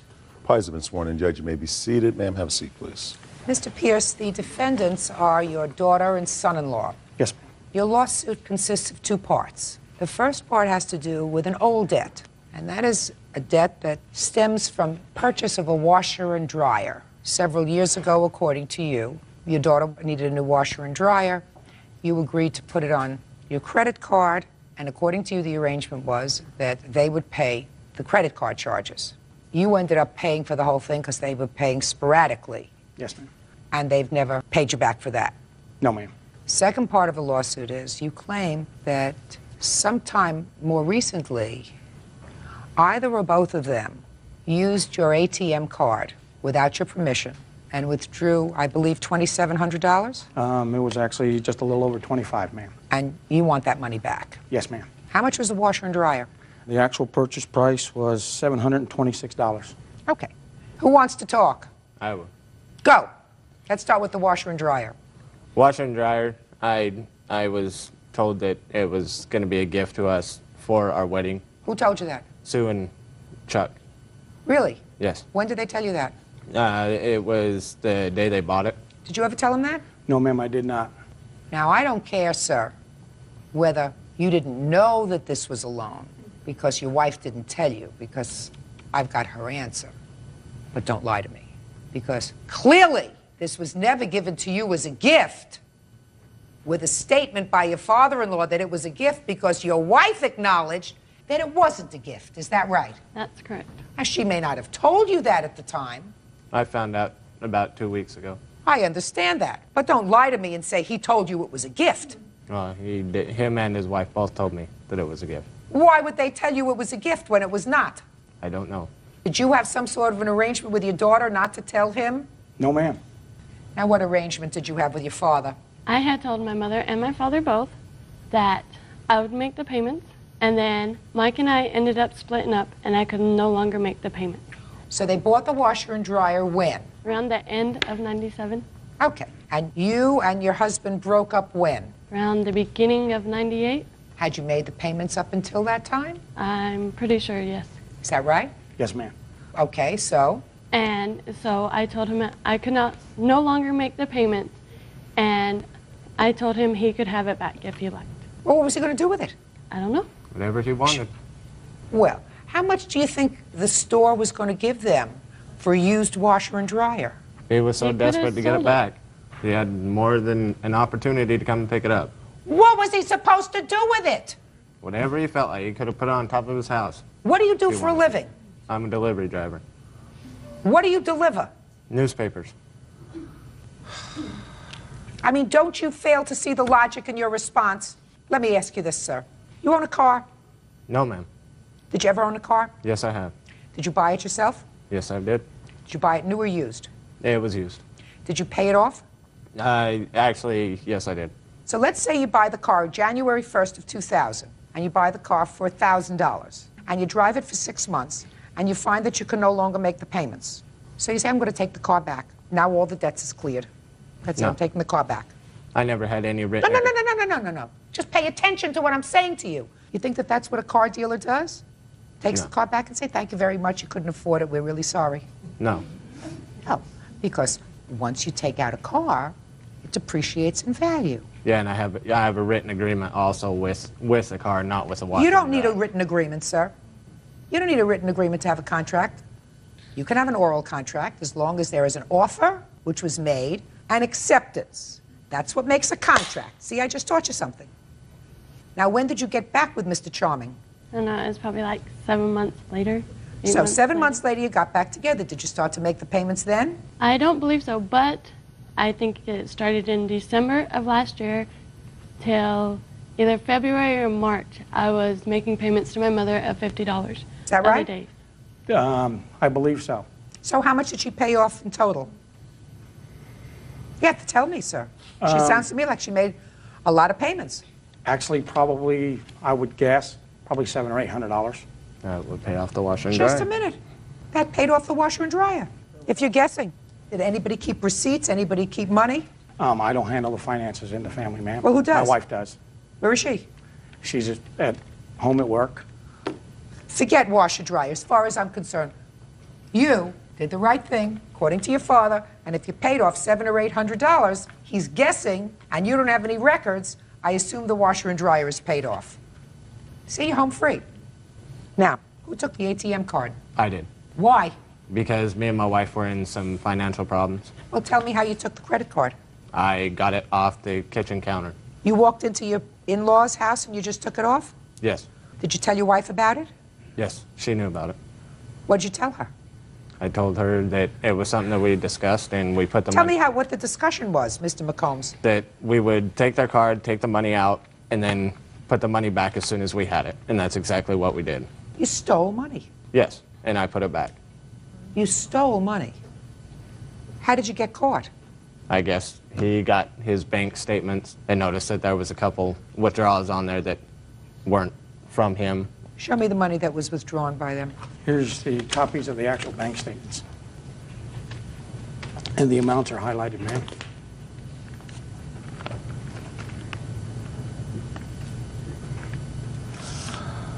How do you know that these are their withdrawals? I'm a long-haul truck driver. I'm not home during the week. And as we determined, they were all done at approximately the same time. I see. 7-Eleven. Is that where you took the money from? No. Took it from Washington Mutual Bank, their bank, to avoid a surcharge. Where did you take the money from? Washington Mutual I'm not Bank. asking you. Where did you take the money from? I believe I did it once, and it was at 7-Eleven, I would believe. Father agreed not to prosecute these charges. Is that right? Apparently, yes. What do you mean, apparently, yes? What does that mean? We're here and not there, so apparently... They're talking about a long time ago, madam. Yes. And what was the arrangement with your father with regard to him agreeing not to prosecute? Mike made the arrangements with my mother. And my Which mom... was? Ask him. I'm asking you. That he would be responsible to pay them back the money. Now, why isn't your wife here, sir? She was unable to come down because of her job. Is it possible she didn't want to come down here and confront her daughter? Could have been. Did you discuss that? Yes, she was hoping to be kept out of it to save her relationship with her daughter. Time to bring up. Excuse me? No, just a talk her and her mother had last night. Which was? Which is, if I didn't stand up, he would make my mother choose between me or him. Who's he, your father? Yes. Parents been pretty good to you? Her mother. Her mother? But she wasn't asking you. That was the smartest thing I've heard you say. That was the smartest thing I've heard you say so far. You probably ought to say it more often. Real cases, real people. Judge Judy. Charles Pierce says his daughter Rose Pierce and her husband Michael McCombs owe for a washer and dryer. Charles also says they used his ATM card to steal money. Now, your arrangement was that you would take responsibility. You have a memory lapse with regard to how much money you took out of your in-law's account. The fact that you stole from them and you knew that you were stealing from your parents is really an outrageous thing. I know that you probably paid a lot more in service charges and credit charges over this 726 with regard to the washer and dryer. However, Mr. Pierce, since you don't keep good records and your wife is not here, and since your daughter did in fact make an attempt to pay, and did, according to you, pay at least $700 or $800, I am wiping out that debt. However, I find that they are responsible for unauthorized withdrawals from your bank account in the amount of $2,536.50. That's all. Parties are excused. You may step out. Just happy to see justice done. It's pretty sad. You have to come to court for it. I expect people to honor their word and pay their debts like they should. And now the next case. All parties in the matter of Summer versus Bree, step forward, please. 53-year-old property manager Stephen Summer is suing the mother of his son's former friend, 49-year-old nurse Jan Bree, and her son, 17-year-old Joey. Stephen says Joey, together with his son, 16-year-old Chris, stole his credit cards and ran away. Mr. Summer, it is your claim that your son and the defendant's son stole your truck, stole your credit cards, took some cash out of your house, ran away to Vegas or something, had a spree. Not once, but twice. And you want the defendant to pay for half the damage to the truck, half of the credit cards that they built up on this little jaunt that they had, and also half the cash that was taken from your house. Correct, Your Honor. Okay. So, for the time being, I just want the two boys right up where you are, and the parents can sit down.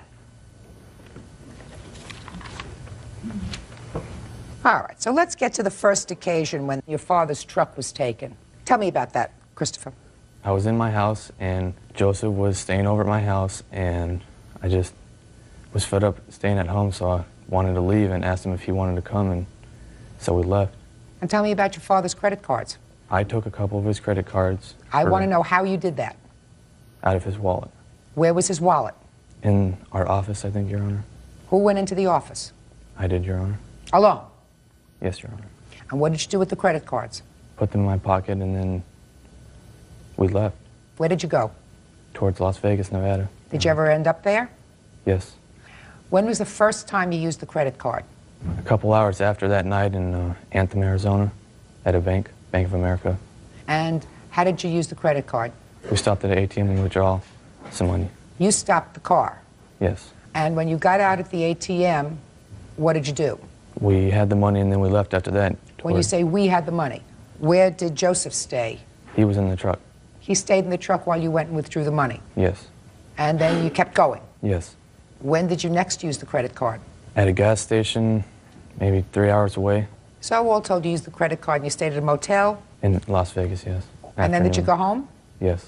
Voluntarily? We stayed at a halfway place, and then our parents came to pick us up.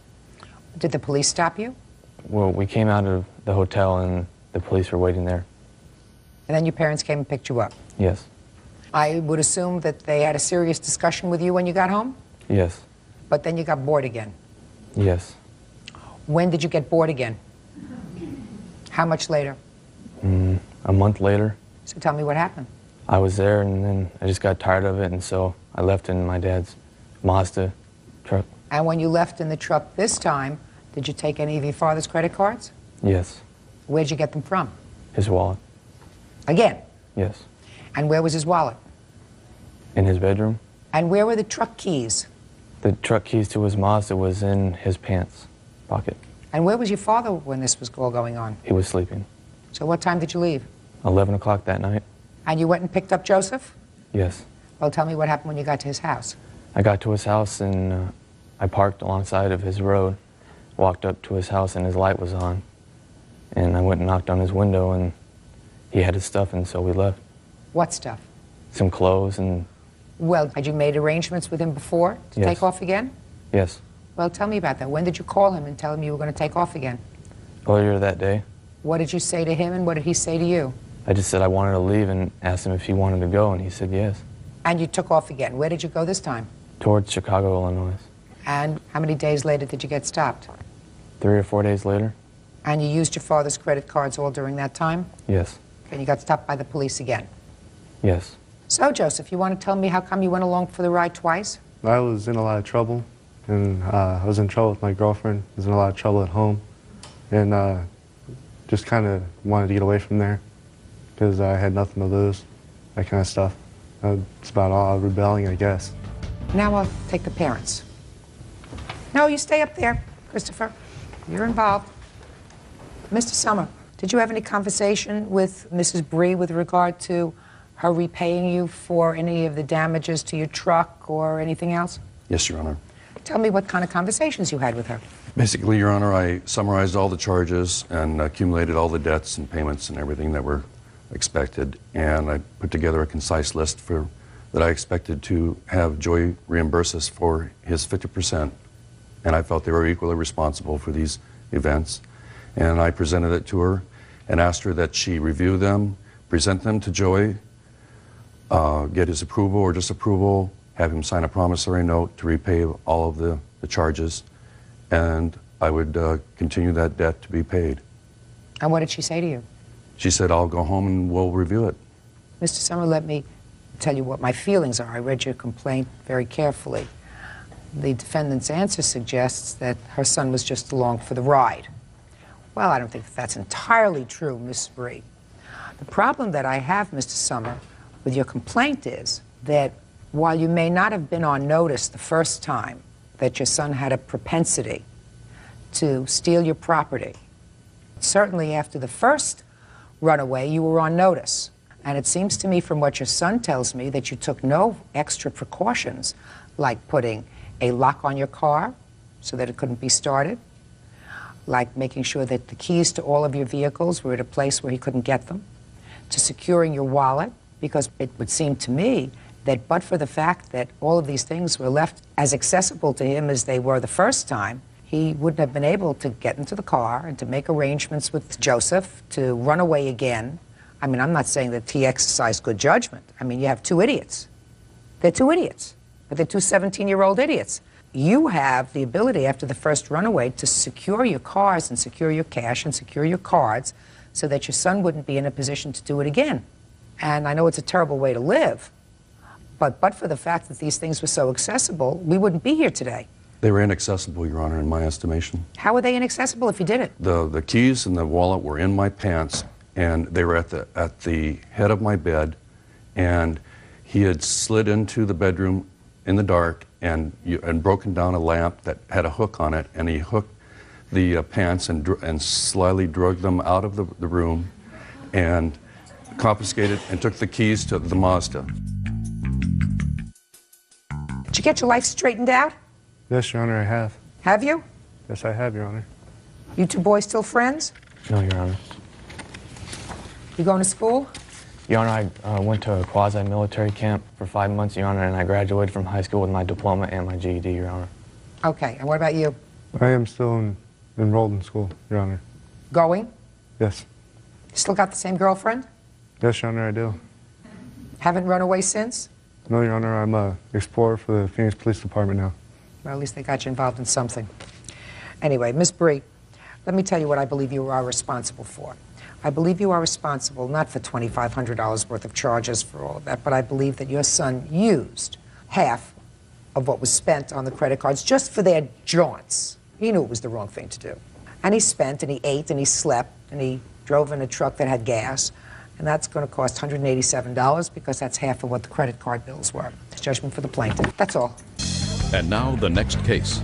All parties on Denon versus Avales. Step forward, please. 40-year-old poet Cheryl Denon is suing her ex-boyfriend, 38-year-old steelworker Thomas Aviles, for the down payment on a car. Thomas says the vehicle was a gift in return for teaching her to drive. Ms. Denon, according to your complaint, you met the defendant while you were online in a chat room. And at the time you were married, you began a relationship, I assume, on the computer with the defendant. Is that right? Correct. And then there came a time when that relationship developed.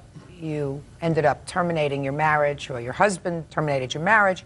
And while you were in this relationship with the defendant, after you and your husband separated, you claimed that you loaned the defendant $2,500 as a down payment for a new used car. Correct. That's not true. Shortly thereafter, you decided that he wasn't right for you, and you terminated the relationship with him. You and your husband are now back together. You want your $2,500 back. Correct. When did you first begin to have this chat room relationship with the defendant? I would say about December of 1998. Okay, and when did you first meet him? Possibly maybe 2 or 3 weeks later. And when did you and your husband separate? We separated in 1999. When in 1999? August. At that time, did you begin a relationship with the defendant? We had a relationship going on and off the whole time. Okay. And the reason for my husband leaving was because of that. When did you give him this $2,500? December of 2000. When did you separate from him? About 3 days before Christmas. So within weeks of giving him the $2,500, is that right? Correct. And tell me about the conversations that took place prior to you giving him the $2,500. Well, we discussed that we were, quote unquote, going to be a couple, and that he was going to teach me how to drive. You didn't know how to drive? No, I don't know how to drive. And he was going to help me regain some independence, which was good. And at first it was spoken that when I lent him the $2,500 that he was going to pay me back. She said it was a gift. Shh. Don't. He said that he was going to pay me back when he got his income tax. Then, like maybe a few days later, we talked about, hey, well, we're going to be together. What's yours is mine. Who said that? Both of us. So you said that? No, I didn't. Yes, you did, Tommy. No. You said that. You said you both said it. So you said it. What's yours is mine and what's mine is mine. Right? Yeah. Well, isn't that the way it works? I can't say it any other way. What's yours is mine and what's mine is yours? That doesn't even sound right. Okay. Did you have any discussion with him about the $2,500 when you decided to terminate the relationship? Yes, I did. He came over to my house maybe before New Year's, and he had Christmas decorations in my window, and I was not home. He took all the Christmas decorations out of my house that he had put into my house, which I would have returned them to him anyway. I did not want to keep them, okay? Okay. And I had come home, and he was there. Well, did you ask him at that point about your $2,500? Yes, I did. And he said to me, don't ask me about that if you want to be friends with me. And I thought that was very stupid because I was not going to be friends with him when there's other circumstances why I didn't want him that I found out later through the relationship. Okay. Mr. Avalos. Yes. Let's talk about this car. Under what circumstances do you claim that she gave you this $2,500? Your Honor, we had a deal. You know, we had a car accident. We had mentioned in my car. What do you mean we had a car accident? She was in the car with me in my van, and we had a car accident. But you were driving? I was driving. So you had a car accident? Okay, well, she was in the car with me. She was in the car with you, but you had Okay. the accident. Yes, Your Honor. Okay. Okay, so at that time, she made a suggestion, why don't you go buy a new car? And I said, where would I get the money for that? She said, well, look, let's make a deal. I will give you the $2,000 for a down payment, and you will teach me how to drive, and it'll be our car. I said, sure, that would be fine. Okay. Okay, so we go to the dealer, we pick this car out. I said, I really can't afford it. She says, look, I'll help you with the payments. I said, oh, you sure about this? She said, yeah. Now, she gave me $2,000. It wasn't $2,500. I assume she's going to be able to show me that she took out or she wrote a check for I won't think $2,000. so. No, she gave me cash. She gave the dealer cash. I would assume you have the receipt for that. Does somebody have the receipt for what you gave to the dealer? Sales slip has been returned. To where? To that dealer. When I took the car back, I took the car back All saying right, I can no longer afford this car. How much was the entire purchase price of the car? $5,000. Is that right? Correct. So on Christmas Eve night, I had a call from her husband stating the fact that she's back with him now. Okay, so they're back together. And he would be around to pick up her things. So they came around the 26th, picked up things that she had at my house. Her husband had stated on the fact that he was going to come around and pick up the things, said, keep the car. We don't want it. If they were going to pick up half the car or come and get the car, they would have came and said something to me on the 26th. Did you just say they're going to come and pick Well, up you know what half- I'm saying. She No, no, would've- no, no, no, no, no. Listen to me. Okay. Look, you're not receiving. Yeah, sure. Did you just say to me that if they were going to pick up half the car, they would have come I and picked meant up to half the say, car? if they were going to say anything about the car, he would have came around on the 26th and said, we want the $2,000 back. All right. Mr. They never Avalos, did that. listen to me. You just cooked your own goose. You said to me, your agreement with the plaintiff was this was going to be your car as a couple. Right. And she was going to, according to you, put down not only $2,000, but also help you with the car payments. But they told me to keep the car. They said they didn't want it. They said don't didn't want the car. Right. They don't want the car. So I took the car back. What do you mean you took the car back? You never gave it to them. No, I took it back to the dealership. Fine. And what did you buy? A cheaper car that I could afford. How much did you pay for the cheaper car? $4,000. And how much later? 3 weeks after you purchased it? Yes, about 4 weeks afterwards. It was You in never January. like to say you're right. All It was right. in So January. 4 weeks after. Yes, Your Honor. You brought it back. How much did the dealer give you for the $5,000 car towards the $4,000 car? $2,500. All this you don't have any proof of. You have no paperwork, you have no nothing. I have You the know you're owner's coming- card. You know you're coming to court. You know, usually people bring paperwork when they come to court. He kept the paperwork for the other car, so I don't have the You paperwork make for the new car. copies. So if you have paperwork for the new car would have shown how much money he gave you for the old car. True. Good. Now you're getting better. So you used, according to you, $2,000 of her money to purchase this car that you are currently driving. Yes. And according to you, Mr. Avalos, this was supposed to be your car as a couple, right? Yes, but on Christmas Eve, she devastated me. She said she no longer wanted to be the couple, that she wanted Well, how to do you take the think her car husband back. felt? Well, he's the one that told me, he said, keep the car. I wasn't talking about the car. I was talking about his wife. They were divorced. Because of whom? Not because of me. Because of the two of you. Not really. That wasn't because of you. No. When you started to They have had this... problems long before I came. Well, that's what she told you when she was talking to you in the chat room, but they were still married, right? True. True. All right. You got to give her $2,000 back. Judgment for the plaintiff in the amount of $2,000. That's all. This is case number 441 on the calendar in the matter of Hoffman versus Hoffman. Parties have been sworn in, Judge. You may be seated. Folks, have seats, please. Mr. Hoffman, the defendant is your mother. Yes, ma'am. And I've tried to understand your complaint as well as your mother's countersuit. You claim that you sold to your mother certain restaurant equipment, a freezer and some other equipment, and that she owes you money on that equipment. Yes, ma'am.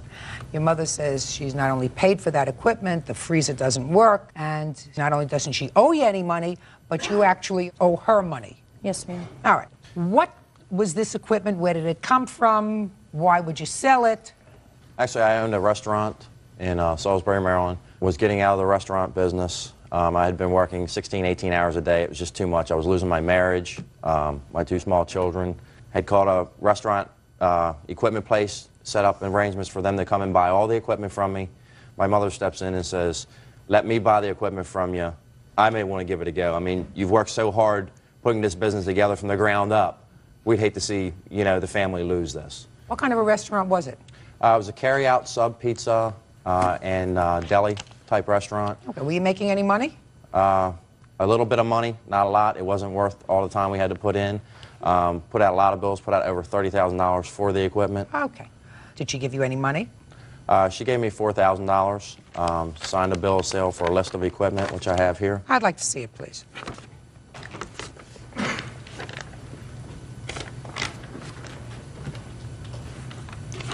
That's also a copy of the bill of sale.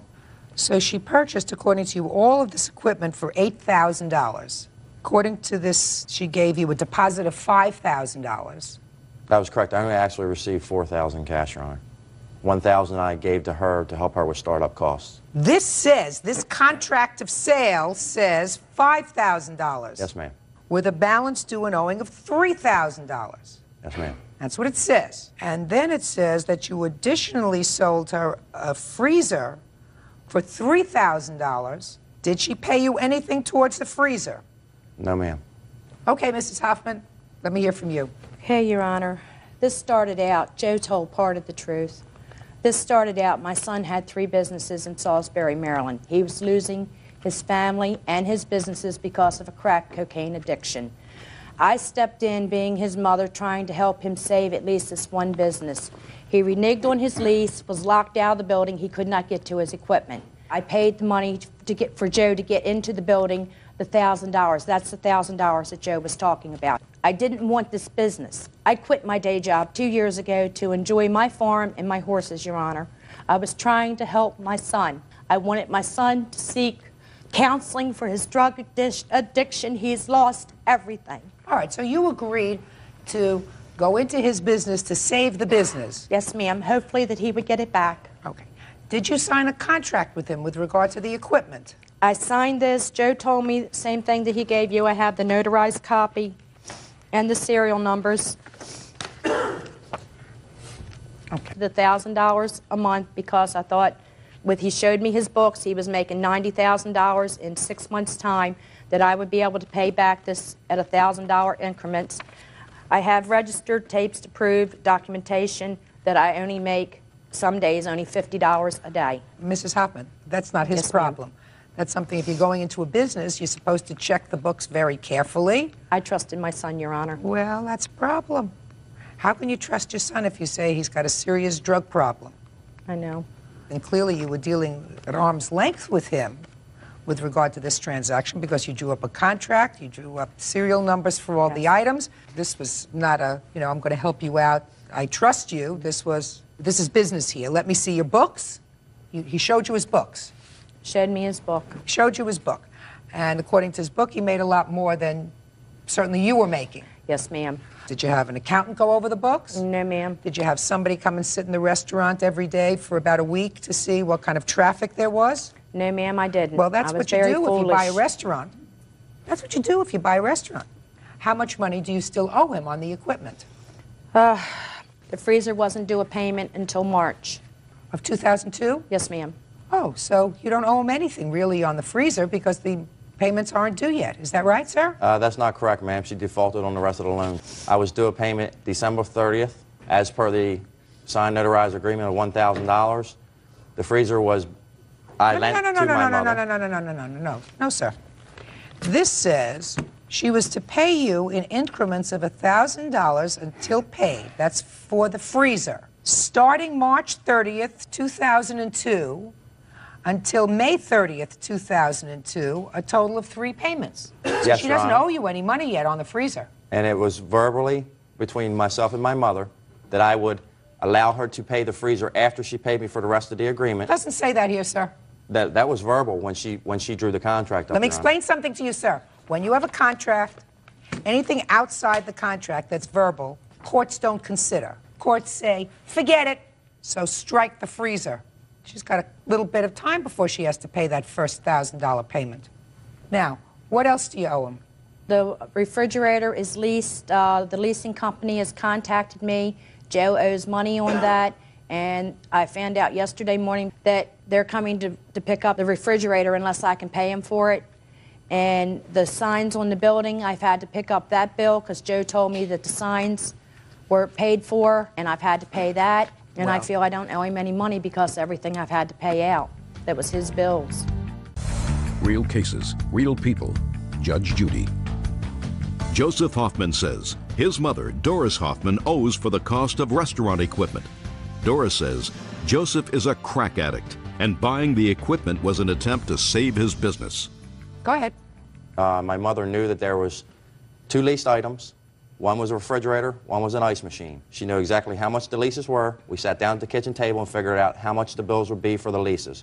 She knew there was $300 owed on one sign, $300 owed on the other sign. How long had you had this business, sir? I had the business for just about a year, Your Honor. Okay.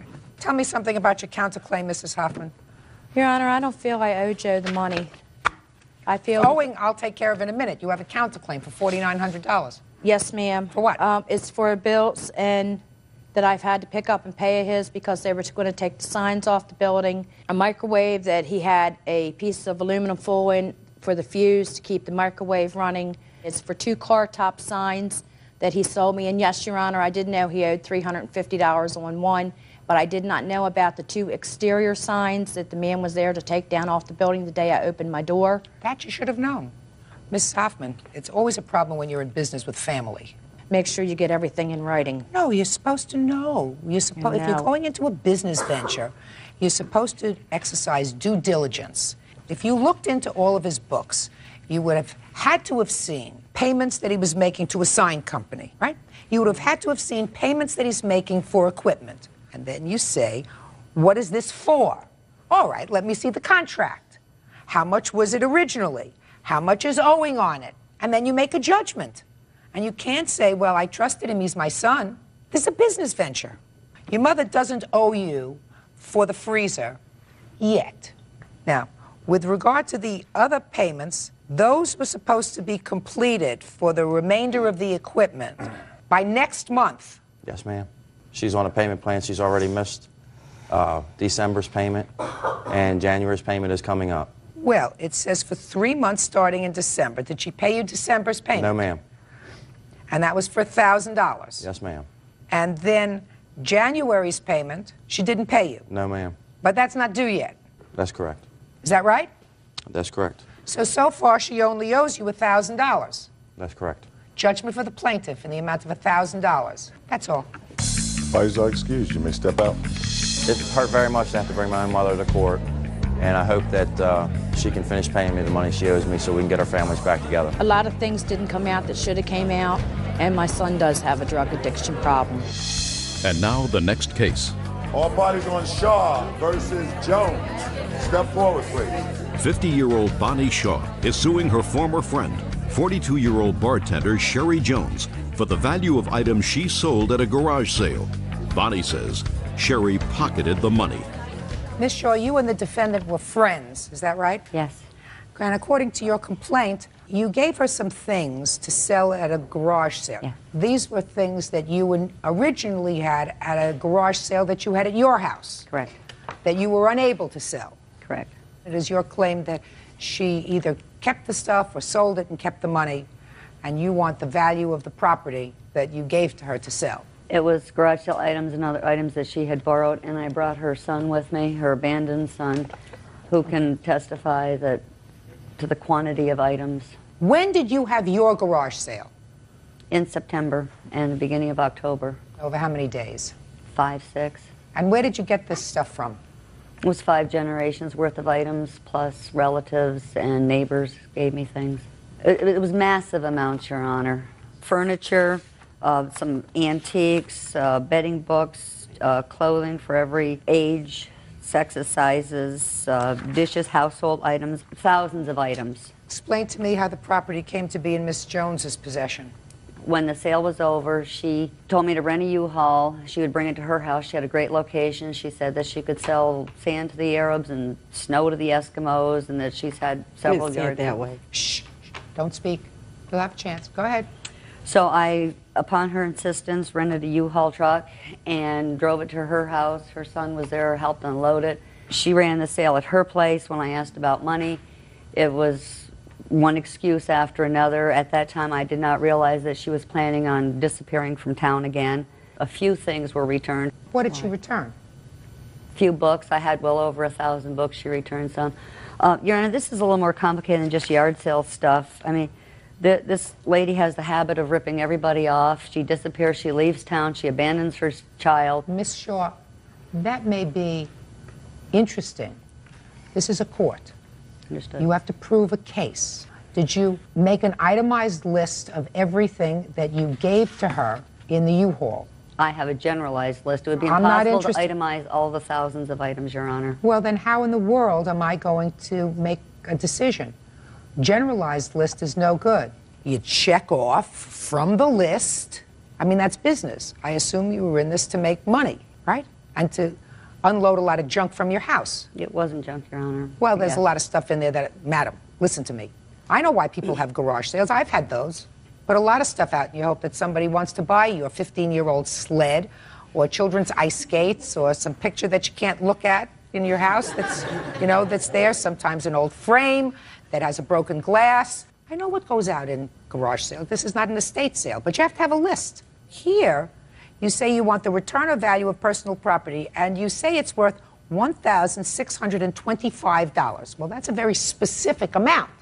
And how do you come up with that specific amount if you have no specific list? The letter I wrote to her has specific items in it. Well, let's see. Let me take a look at the specific items. That's the letter she totally ignored. I advised her that I would take her to small claims court unless she returned the items or the value thereof. Mostly you talk about in this letter about things she borrowed from you, not about the things that she allegedly took for the garage sale. You sold well over $582 worth of goods, yet I was only reimbursed $82. Then you go on to talk about a shelving unit that you loaned to her, a blue shelving unit. When did you loan her a blue shelving unit? Before the sale. She wanted to have it to set things up on it. And it was reiterated repeatedly that that was not for sale. I wanted it back. So where is that? Your Honor, I have no idea. I left some things in the garage when I left. There was like a shelving, there was an old broken door, a broken window. Furthermore, when she says thousands of items, there was a lot of them she left at her house that didn't even bring over to my house. When the stuff was returned, half the time she was sleeping. How many times did you return some things to the house? I made at least 12 carloads in my Monte Carlo. Her son will attest to what was there. He knows that she was bragging one day of over $600 that she brought in from the sale. I did not receive this That's money. A lie. You want to step up? That's a lie. Just a minute. I never took his $600 for no. I'm talking Just about a my minute. 600. Shh. You're her son? Who do you live with? I live with my stepfather and this lady here. Had you been living with your mother? I was until she decided to leave. And then you moved in with the plaintiff. Me and my stepfather moved in So when she left, her husband moved in with the plaintiff. after she left. Shh, I don't want to hear from you. He couldn't afford it anymore with just the two of us there, so she offered to help us out, and we've been living there. Is your stepfather renting a room from her, or do they live together? No, we rent upstairs there. So the two of you sleep upstairs? Yep. Now, what do you know about this property? I remember books and some clothes and stuff like that. How many boxes of books do you remember? No, not off the top of my head. All right, let's get back to the things that you say she borrowed. A fancy lace black slip top.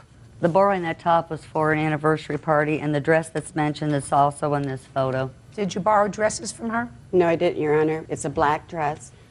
She had it in her garage sale before her belongings left the garage sale.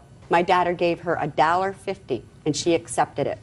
As far as the black cami lacy thing, yes, I have that. I was told not to go near her house. I was told not to call there. How do I give it to her?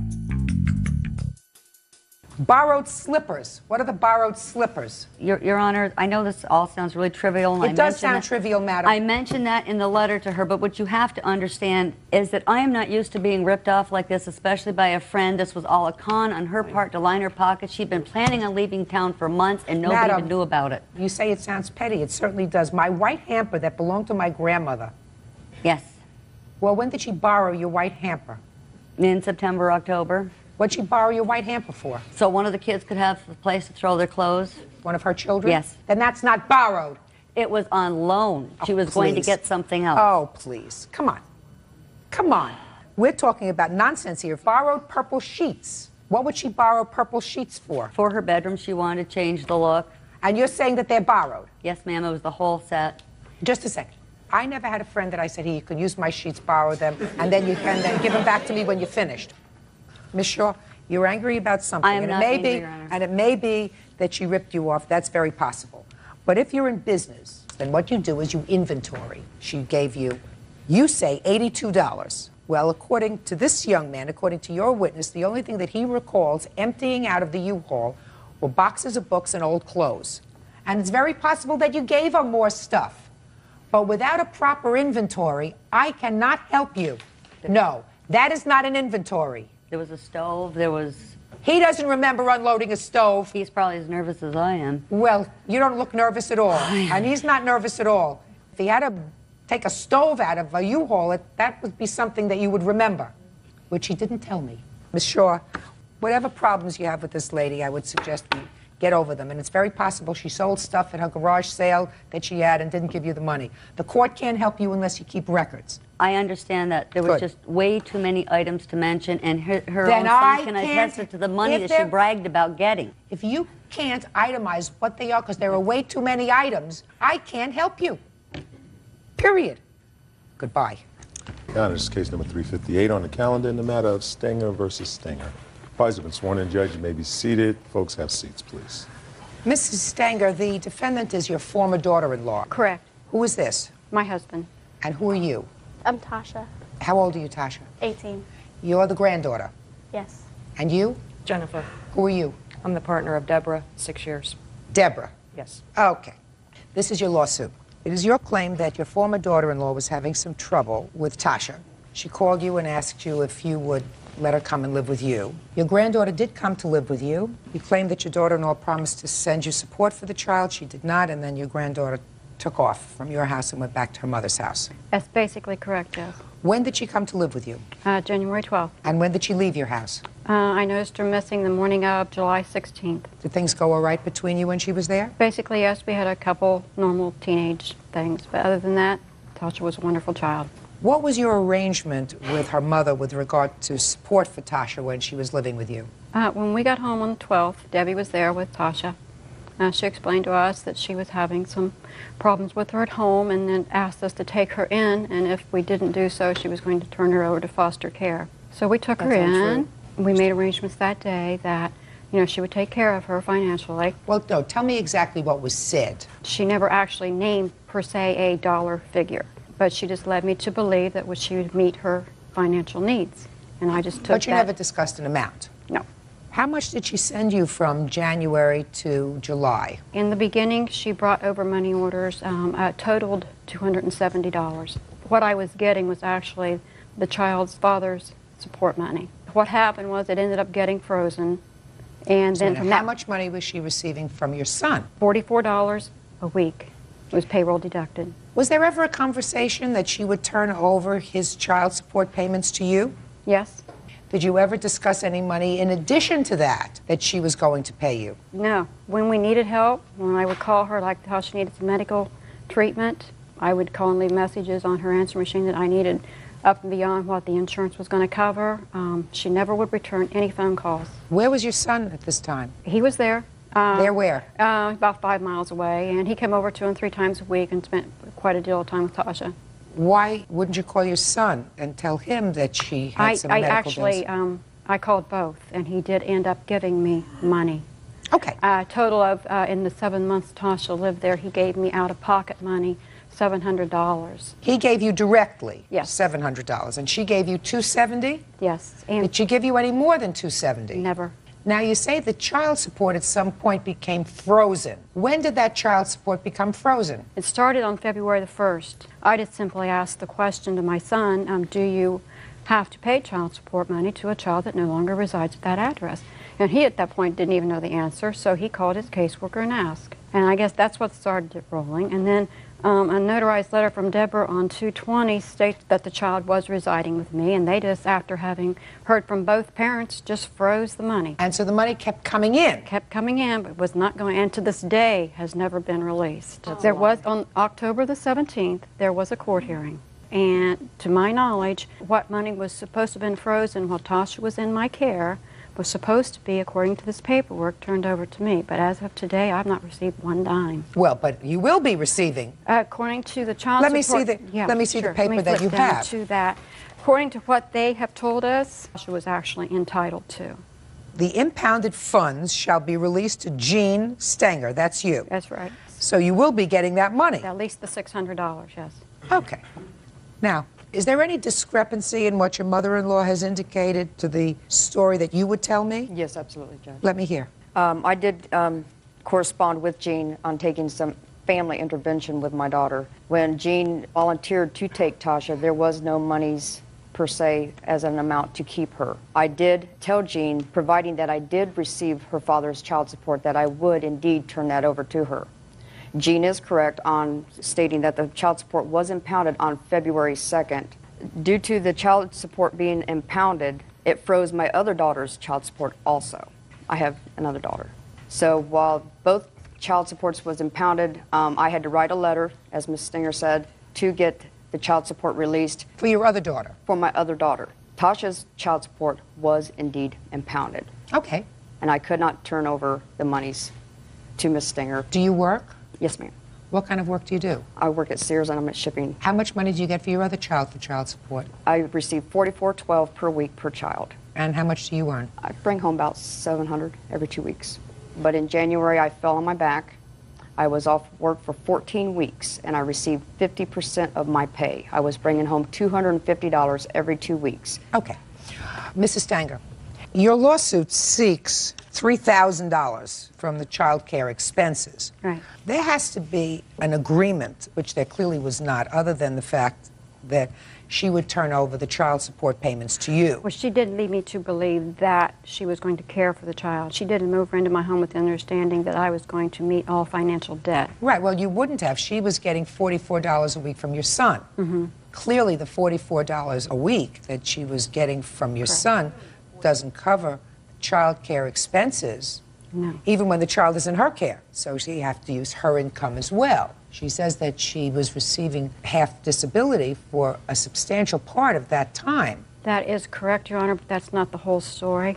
According to all of these, this is the police reports that took place within their home. She was couldn't go back to work, according to the police reports, because she had to go to drug rehab. That is a lie. Real cases, real people. Judge Judy. Jean Stenger says ex-daughter-in-law Deborah Stenger owes for child support costs when her granddaughter lived with her. Deborah says she gave Jean all of her child support money. Mrs. Stenger, whether the injury at work was drug-related or not, if she could not work for that period of time, then there was no additional money coming in. Right. So let me tell you what would have happened, Mrs. Stenger. She could have gone back into court and pursued additional support for Tasha from your son. Stop shaking your head, because it's a possibility. I know. I was in family court for 25 years, sir. But he didn't have a job, so he was hurt. So you as parents pitched in and took care of your granddaughter. Well, the only thing, I incurred so much expense. Number one, I had to take her back and forth to school, round trip, 4 times a day, 80 miles a day. She had to have $3 a day for lunch money. I understand that it was difficult, but that's what grandparents do. Well, you don't mind it, but when you're abused. And you wouldn't be here today, Mrs. Stenger, were your son still married to the defendant? No. Of course not. And you're not suing both of them. You're choosing just to sue your former daughter-in-law. Well, I felt because she had full custody of her, and we had virtually an agreement that that's where it should go. No, virtually an agreement is not an agreement, Mrs. Stanger. Because I didn't have her put it in writing? No, you said it was my understanding that. And I believe what she said to you was, I will turn over the child support payments to you. So in addition to giving you the child support payments, she also gave you a little bit of extra money, $270. But that is not an agreement. It's not an agreement that is binding in a court. So you have a son who's not working, because why? He has a heart condition and is still under doctor's care as of today. So? Well, what we're saying is he was working 3 jobs and they made him quit, okay? Made him quit all 3 jobs? All but one. He could remain to do it because he could do it out of his own home. So you have a son who can hardly take care of himself, and you have an ex-daughter-in-law who's got 2 children, who was really paying the lion's share of support for both children for a long time, because on $44 a week you don't take care of a child. That was only after, what do you want to call it? The child support was had a reduction done in it. He was actually paying $134. I have a court printout where he paid her $100,000 over the time period from the day of the divorce. Since when? Was actually, when were you divorced, Debbie? 87? So you're telling me from 1987 1987 he paid her $100,000? Yes. So? Well, I'm just stating that he So? paid more than $44 in What that I'm time telling frame. you is, so? Oh, I understand that. Doesn't come out to a lot of money. Sounds like a lot of money. Paid her $100,000. If you sell me, paid her $100,000 in the last 2 years, in the last 3 years for the support of 2 children, I would say. Okay, you know, man's doing his job. But since 1987, yes, I know. If he's paid her $100,000, that doesn't cut it for me. How many years was it? 14 years. years. What about 14, I'll figure it out what it is for you. All right, my trusty calculator. 100,000 divided by 14 divided by 12 equals $595 a month. Divided by 4.3 is $138 a week. Divided by 2. No, 3. 3 at that time. You mean she had 3 children? Yes, in the beginning. Well, glad you told me that. That's even less. So forget it. You got $1,500. But I have a sense that one of the reasons that you're here is because you're angry because your granddaughter left your house without so much as a goodbye, a thank you, or goodbye, I'm going back to my mother. Step up. Did you have a fight with your grandmother? I had a few little fights. Well, the last one. You left sometime in July. Why? I got tired of hearing her and everybody put my mom down as she was a bad person. And they did this to you, in front of you? Well, they did it in their bedroom or in the living room or when I was in the room, like I was invisible, you know. It didn't matter where I was. That's a big mistake. That's a terrible mistake. You're absolutely right. That is not true. Conversations were not held in front of the child. That's not true. Well, listen, may not be held in front of the child, but if they're held in a room where she can overhear them. That didn't happen. Well, that's what she says. What do you think happened? Why did she leave? Number one, we got a phone call in regard back to the child support. On July 5th, they called. Debbie had kind of rapport with them, and she had been in their office on that day, and when she left, they had informed her on that day if she would get letters from both the children, they would release the funds. July 7th, Debbie started showing up at my home. Tasha was with us for 7 months. During that time frame, Debbie never one time called me or my husband and asked how the child was doing, if she was in need of anything, nothing. Like I said before, when I needed the help with the medical bills, Tasha had came to us. She had a root canal that needed to be done, an abscess on her tooth. Debbie did carry insurance, but when it came time for the insurance check to come around, the insurance company mailed it to Debbie. Debbie took the funds and cashed the check and never refunded, never paid the dentist, never. And that's a lie. I have the bill from the dentist. That's not a lie. Why did that happen? When the check came to me? Yes. What did you do when the check came to you? I cashed it and I bought Tasha socks, underwear, and shoes. Wrong! Wrong! Absolutely. That was wrong. Yes, it was. So, how much was the check? $89.10. You owe her that. You want to buy your daughter underwear, you buy your daughter underwear. I didn't pay that. I didn't have a root canal done. I didn't have anything done. I still have The child to this day hasn't had the root canal. The infection in her tooth was so bad, they placed her on antibiotic, and I took her, as they requested, to a medical doctor. And well, what I'm saying to you, it was in her blood system. They said that it wasn't life-threatening yet, but it could get there. And if I hadn't got her help... That's a dangerous situation, I'm telling you, that and you it was want one to take that I care got of that. placed in the middle of. What? The tooth has been pulled. The tooth has been pulled? Yeah. Thank heaven. Well, that's cheaper than root canal, just to pull out the tooth. Where was the tooth? My wisdom's back molar. Didn't the dentist tell you that it would be better to do a crown and to do root canal work on a young child's mouth rather than pulling a tooth so that the whole mouth shifts? See, it pays to have a father who's a dentist. Didn't he tell you that? Yes, ma'am, but I didn't have the $562. Get it! Get 2 jobs. Get 5 jobs. Okay, so far I have that you owe her $89.10. The only out-of-pocket expense, as far as for debt, she needed a new book for school for one of her classes, $27.10. So you bought your granddaughter a book. I'm not so concerned about buying your granddaughter a book. Listen, if the reason that you left your grandmother's house is because you heard her and your grandfather saying things that were unkind about your mother, that was a tremendous mistake on their part, not on your part. But if you wanted to be a little more grown up, you would have said, I want to go home to my mother. That's what she needed to do. One time, and they said that I couldn't leave. That's not true. She never. They said that you couldn't leave. Why? Because I lived there, and my grandfather would not let me leave. You mean you felt like a prisoner? Is that what you felt like? No, It didn't happen. I think this Did you letter go- here that she wrote Did you go out with herself your friends? explains No. why she left. You never went out? In the 7 months you lived there, you never went out with friends? Once a weekend, if that. Fine, so you went out with your friends. Doesn't sound to me like you were a prisoner. She went anywhere and everywhere she wanted. I seen to it she did. Okay. And I think That's- this letter that she actually wrote here actually explains why she left. She thought she was going to get that money, just like I stated, from the child support, and they was going to spend it on those things. Okay, good.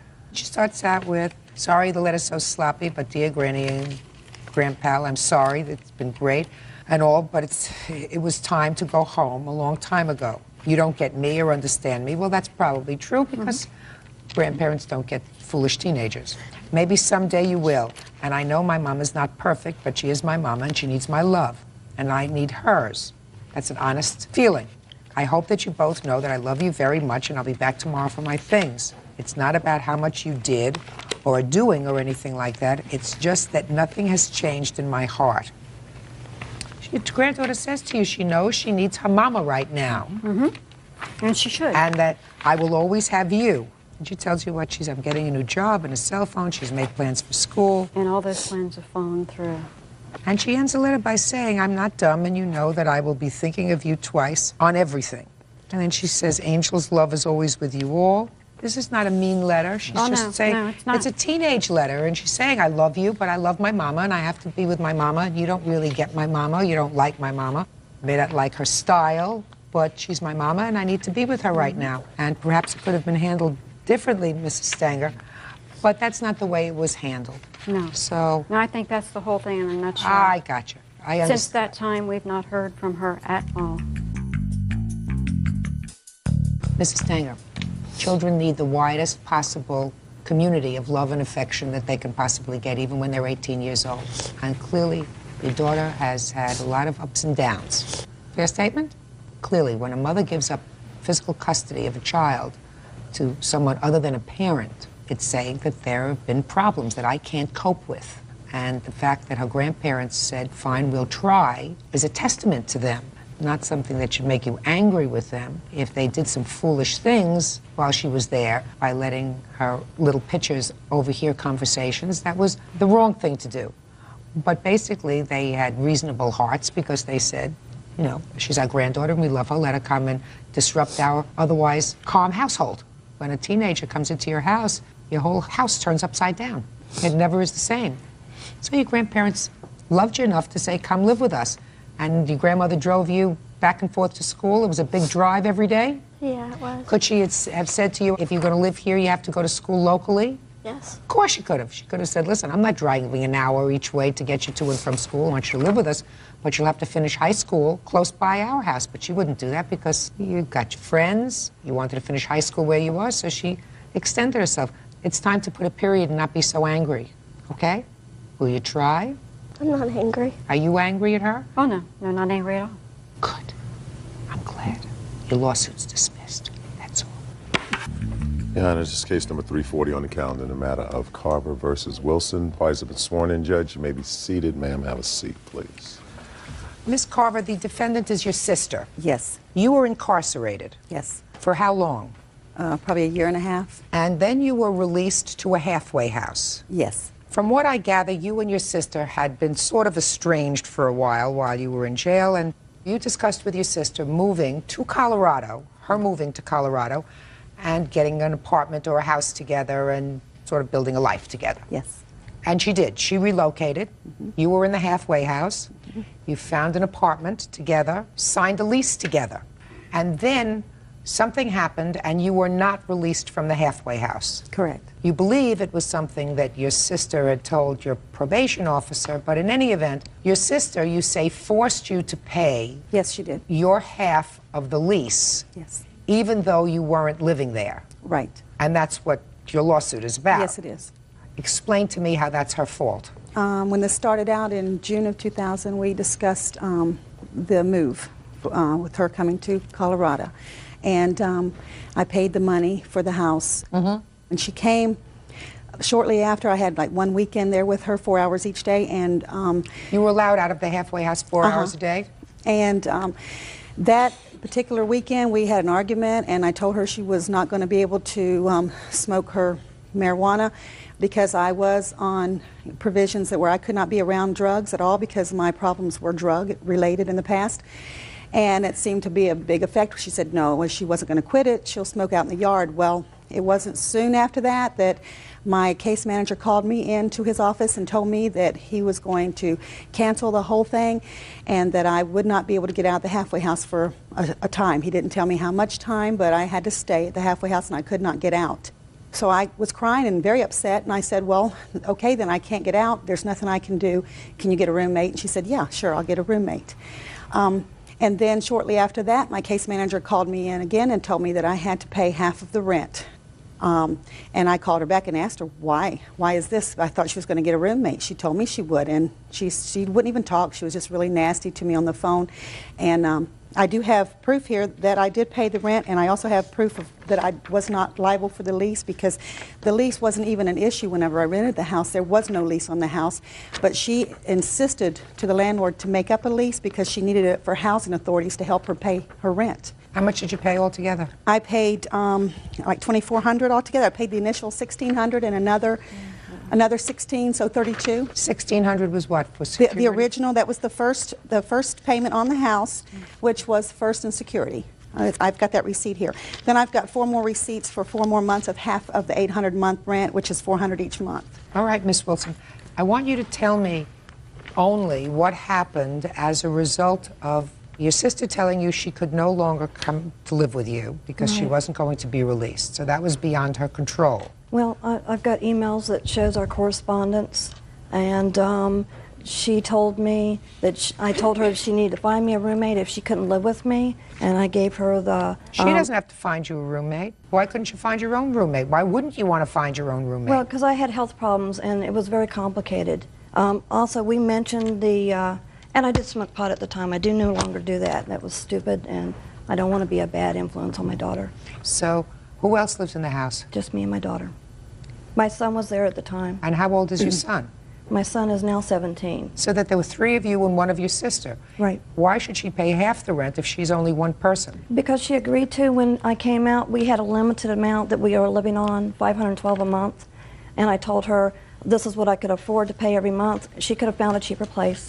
I couldn't even get housing authority to okay this house because it was so bad. The floors were caving through. There was cracks in the wall. I fell through the steps and hurt myself. I couldn't get housing to okay it. So I got out as soon as I could, which was in December. She paid for 4 months, which is $400 each month, which is $1,600. But what about the $1,600 security? I paid. I've got the receipts. I paid my half. And how much was your half? My half, there was $800 security. I paid $400. And $400 for the first. So it was the first and last. And I paid the deposit myself. She didn't pay any of the deposit. I've got a receipt that I paid the first and last right here Right. from the landlord. And I've got a receipt that shows I paid her back for my half. Okay. I have this and this from the landlord. And I've got the lease in her name that she signed before I got here. What efforts did you make to find a roommate? To be honest, I didn't, because the house was so run down. And But you did not? I didn't. Okay, can I see the receipt that you gave her for the $800? It's all stapled in a pile, and I got the emails too, and I highlighted the parts that I was talking about. And they turned her down to get out because they told me she was a flight risk, because I called them myself. That's not true. Doesn't make it. She wasn't released. That's correct. So there was an impossibility of performance of her for the contract. The whole deal with her was to get a place that housing would okay so that I could get their help, and they would not help me with this house. Otherwise, I wouldn't have made her liable if I could have gotten Do you have help. anything from housing that says that the house was inappropriate? No, because they gave me, it says that the windows have to be secure, that you have to have fire alarms, that the floors have to be... Because the landlord suggests that you lost your security deposit because the house was left a wreck. Yes. No, I cleaned the house. No, the landlord suggests that you lost your security deposit, and I assume you didn't sue the landlord for your security deposit back. Yeah, I'd only paid $200, so no, I didn't. You only paid $200? Yes. I paid $800. Well, she paid $800. No, we paid first and last. That wasn't a security. I mean, he might have worded it that way, but when I gave him notice, he used that last $800 for my last month's rent. I understand that. He may have used it, but that was her money. Well, yeah, it was half her money. real cases, real people. Judge Judy. Terry Carver says her sister Julia Wilson owes for the return of rent. Julia is countersuing, claiming Terry used her identity when she was arrested for possession of crack. All right, let's get to your counterclaim, Ms. Wilson, which I assume you want to pursue. Yes, ma'am. Your lawsuit suggests that your sister, in 1997, when she was arrested, used your name and identification. Tell me what happened. She was arrested in 1998. I didn't find out about it until a year ago when I registered to vote. They said that I was a felon, that I couldn't vote. And she's got, that's me, Julia Pendleton, that's my maiden name, and this is my sister. And she was arrested for crack and possession of paraphernalia. And she had a broken jaw, so I hit her with a 2x4. And so due to this, I couldn't vote at first. I had to carry around this from the Tampa Police Department saying that there's no warrant out for me, and I've never been arrested, and I've never been fingerprinted, and it was humiliating and degrading, and it's still, Julia Pendleton will always be her alias. You have always. been arrested. Never. Well, Yes, she's you been have. arrested before. Ms. Carver, did you, in fact, use your sister's identity? Yes, I did. In 1997, I did. And I spoke with her about it, and I confessed to her about it. And When? In I found out about it. 1998. A year later? Yes, and we did discuss this, and I told her, and I have felt very bad about this whole thing. I know it was wrong, and yes, I was on drugs, and I did a lot of crazy things. I have a nasty past. But she said that she understood why I did it. She said that she loved me, and she forgave me. And now all of a sudden, it's all back up. It's like, you know, my past is being thrown in my face. This is 3 years I've worked hard to change my life. And it's like it's constantly, every time she gets mad at me, she throws this up and shows me that nasty picture. You sued me. I'm sorry, but I just can't deal with it. And, you know, I want to get this over with because I have a nasty past, and I'm sorry. Well, But she forgave me, I there's thought. 3 warrants out for her from Florida right now. And there's a warrant out for her in Tampa. So that's 4 warrants from Florida, active warrants for her arrest. If they were active, I wouldn't be here right now. I can give you the VOP numbers right here. Like to see them?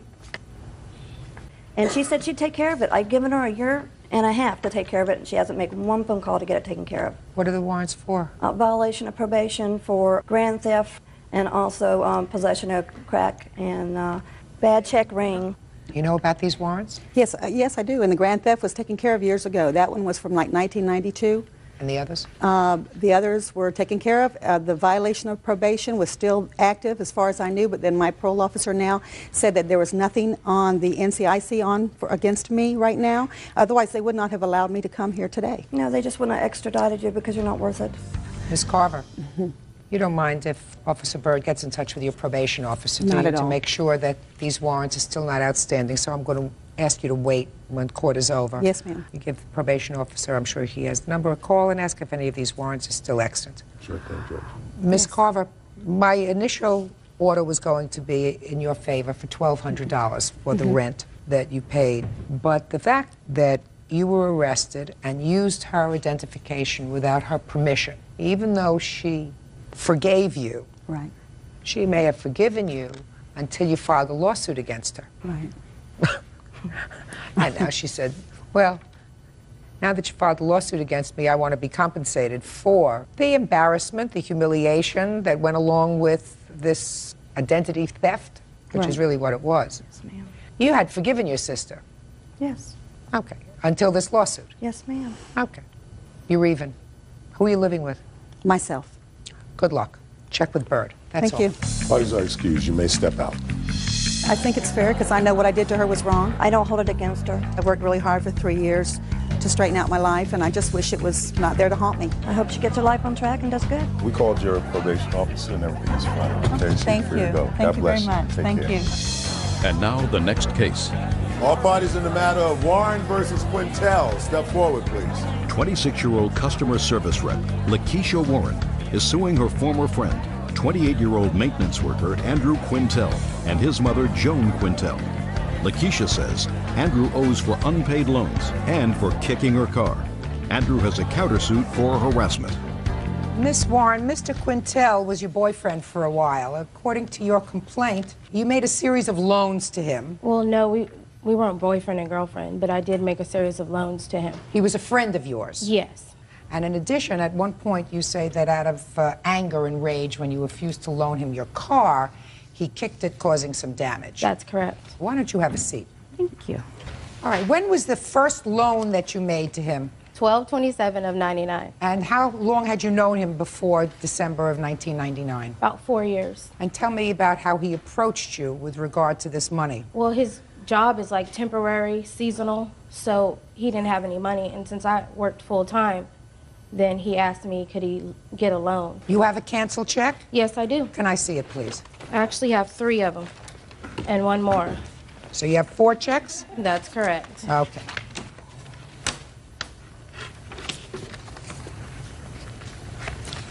The first check that you have is $19.99 for $200, and you made this check payable to his mother. Yes. Why? Because he didn't have a banking account to cash the check. Then I see checks in the year 2000. So after he didn't pay you back the December loan, you gave him more money in February of 2000. Yes. Then there's another check here in April of 2001 for $1,500. Yes. Well, tell me about that one. That's made out to cash. I went to the bank and cashed the check in the pretense that he would pay me back on his next work day, which was the 10th.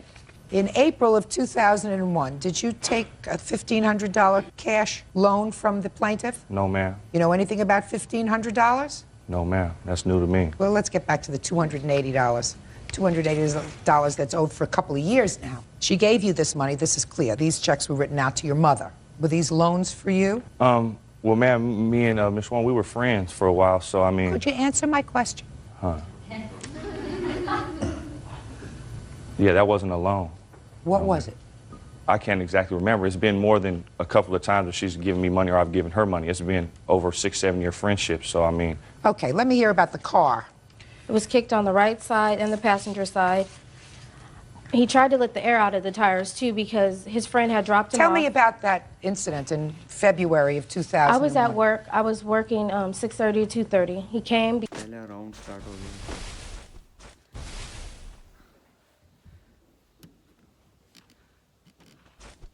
पहले round अभी पहला round चल रही है ये देख अभी पहला शॉट लगा शॉट लगा पहला शॉट हाँ ये गया पहले शॉट पे गया अभी दूसरा राउंड स्टार्ट हो गया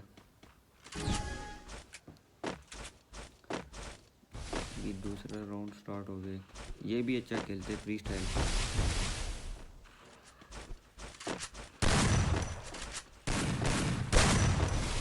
ये शॉट में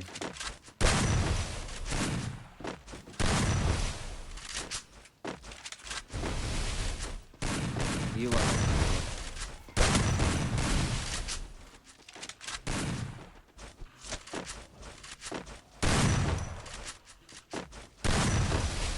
यार बहुत बार शॉट मिस हो रहे हैं पता नहीं क्या मसला हो रहा है इधर ये फिर से मिस हो गया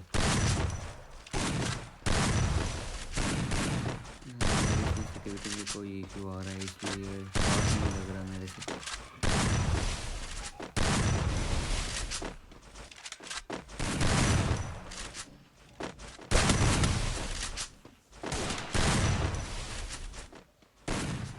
ये क्यों मिस हो रहा है यार बार बार यार मुझे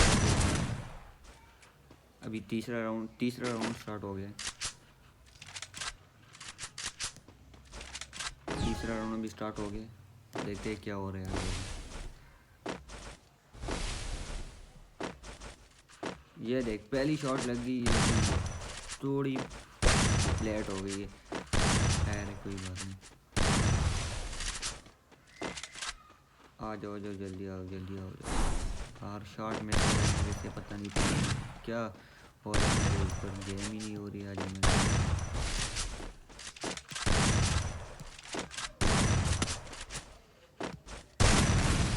वाह दे शॉट नहीं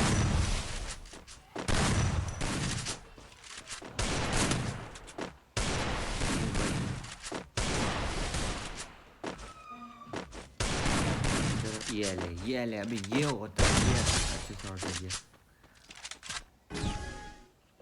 अभी चौथा राउंड स्टार्ट हो गया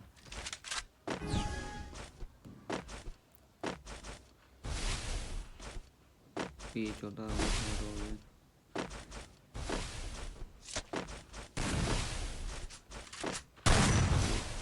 यार इतनी अच्छी शॉट हो रही है मेरे से, पता नहीं क्या मसला हो रहा है। और ये लगे ये होता है।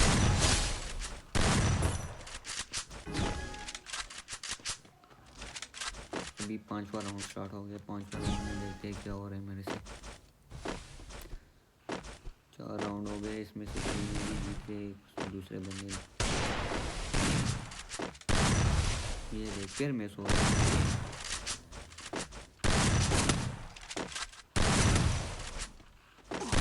ये देख इतना अच्छा शॉट इतना अच्छा शॉट मिस हो गया है। अभी 6वां राउंड स्टार्ट हो गया।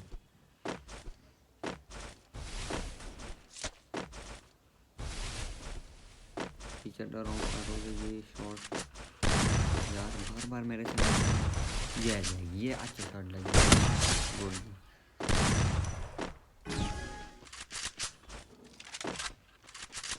ये और है अभी इधर।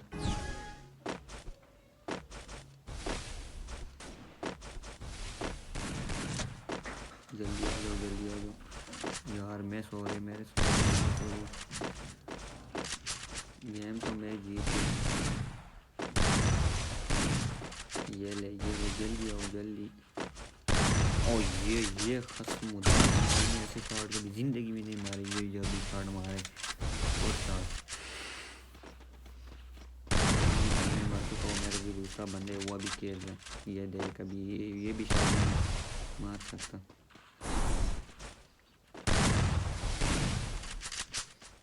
ये देख बार बार मिस हो रही है। ये अच्छा प्लेयर है, ये दोनों अच्छे प्लेयर है। वाह ये होता है शॉट। वो ये बंद अच्छा ये अच्छा प्लेयर है, ये दोनों अच्छे प्लेयर है। वाह ये होता है शॉट।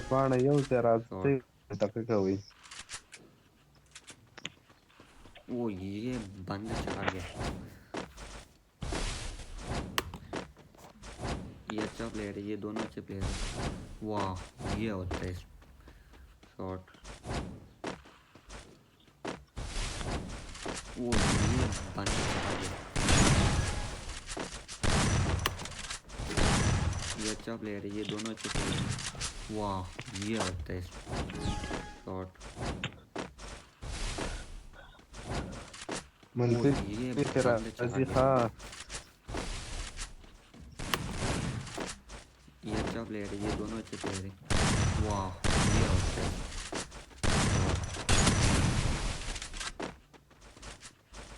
वो ये बंद चढ़ा गया। ये अच्छा प्लेयर है, ये दोनों अच्छे प्लेयर है। वाह ये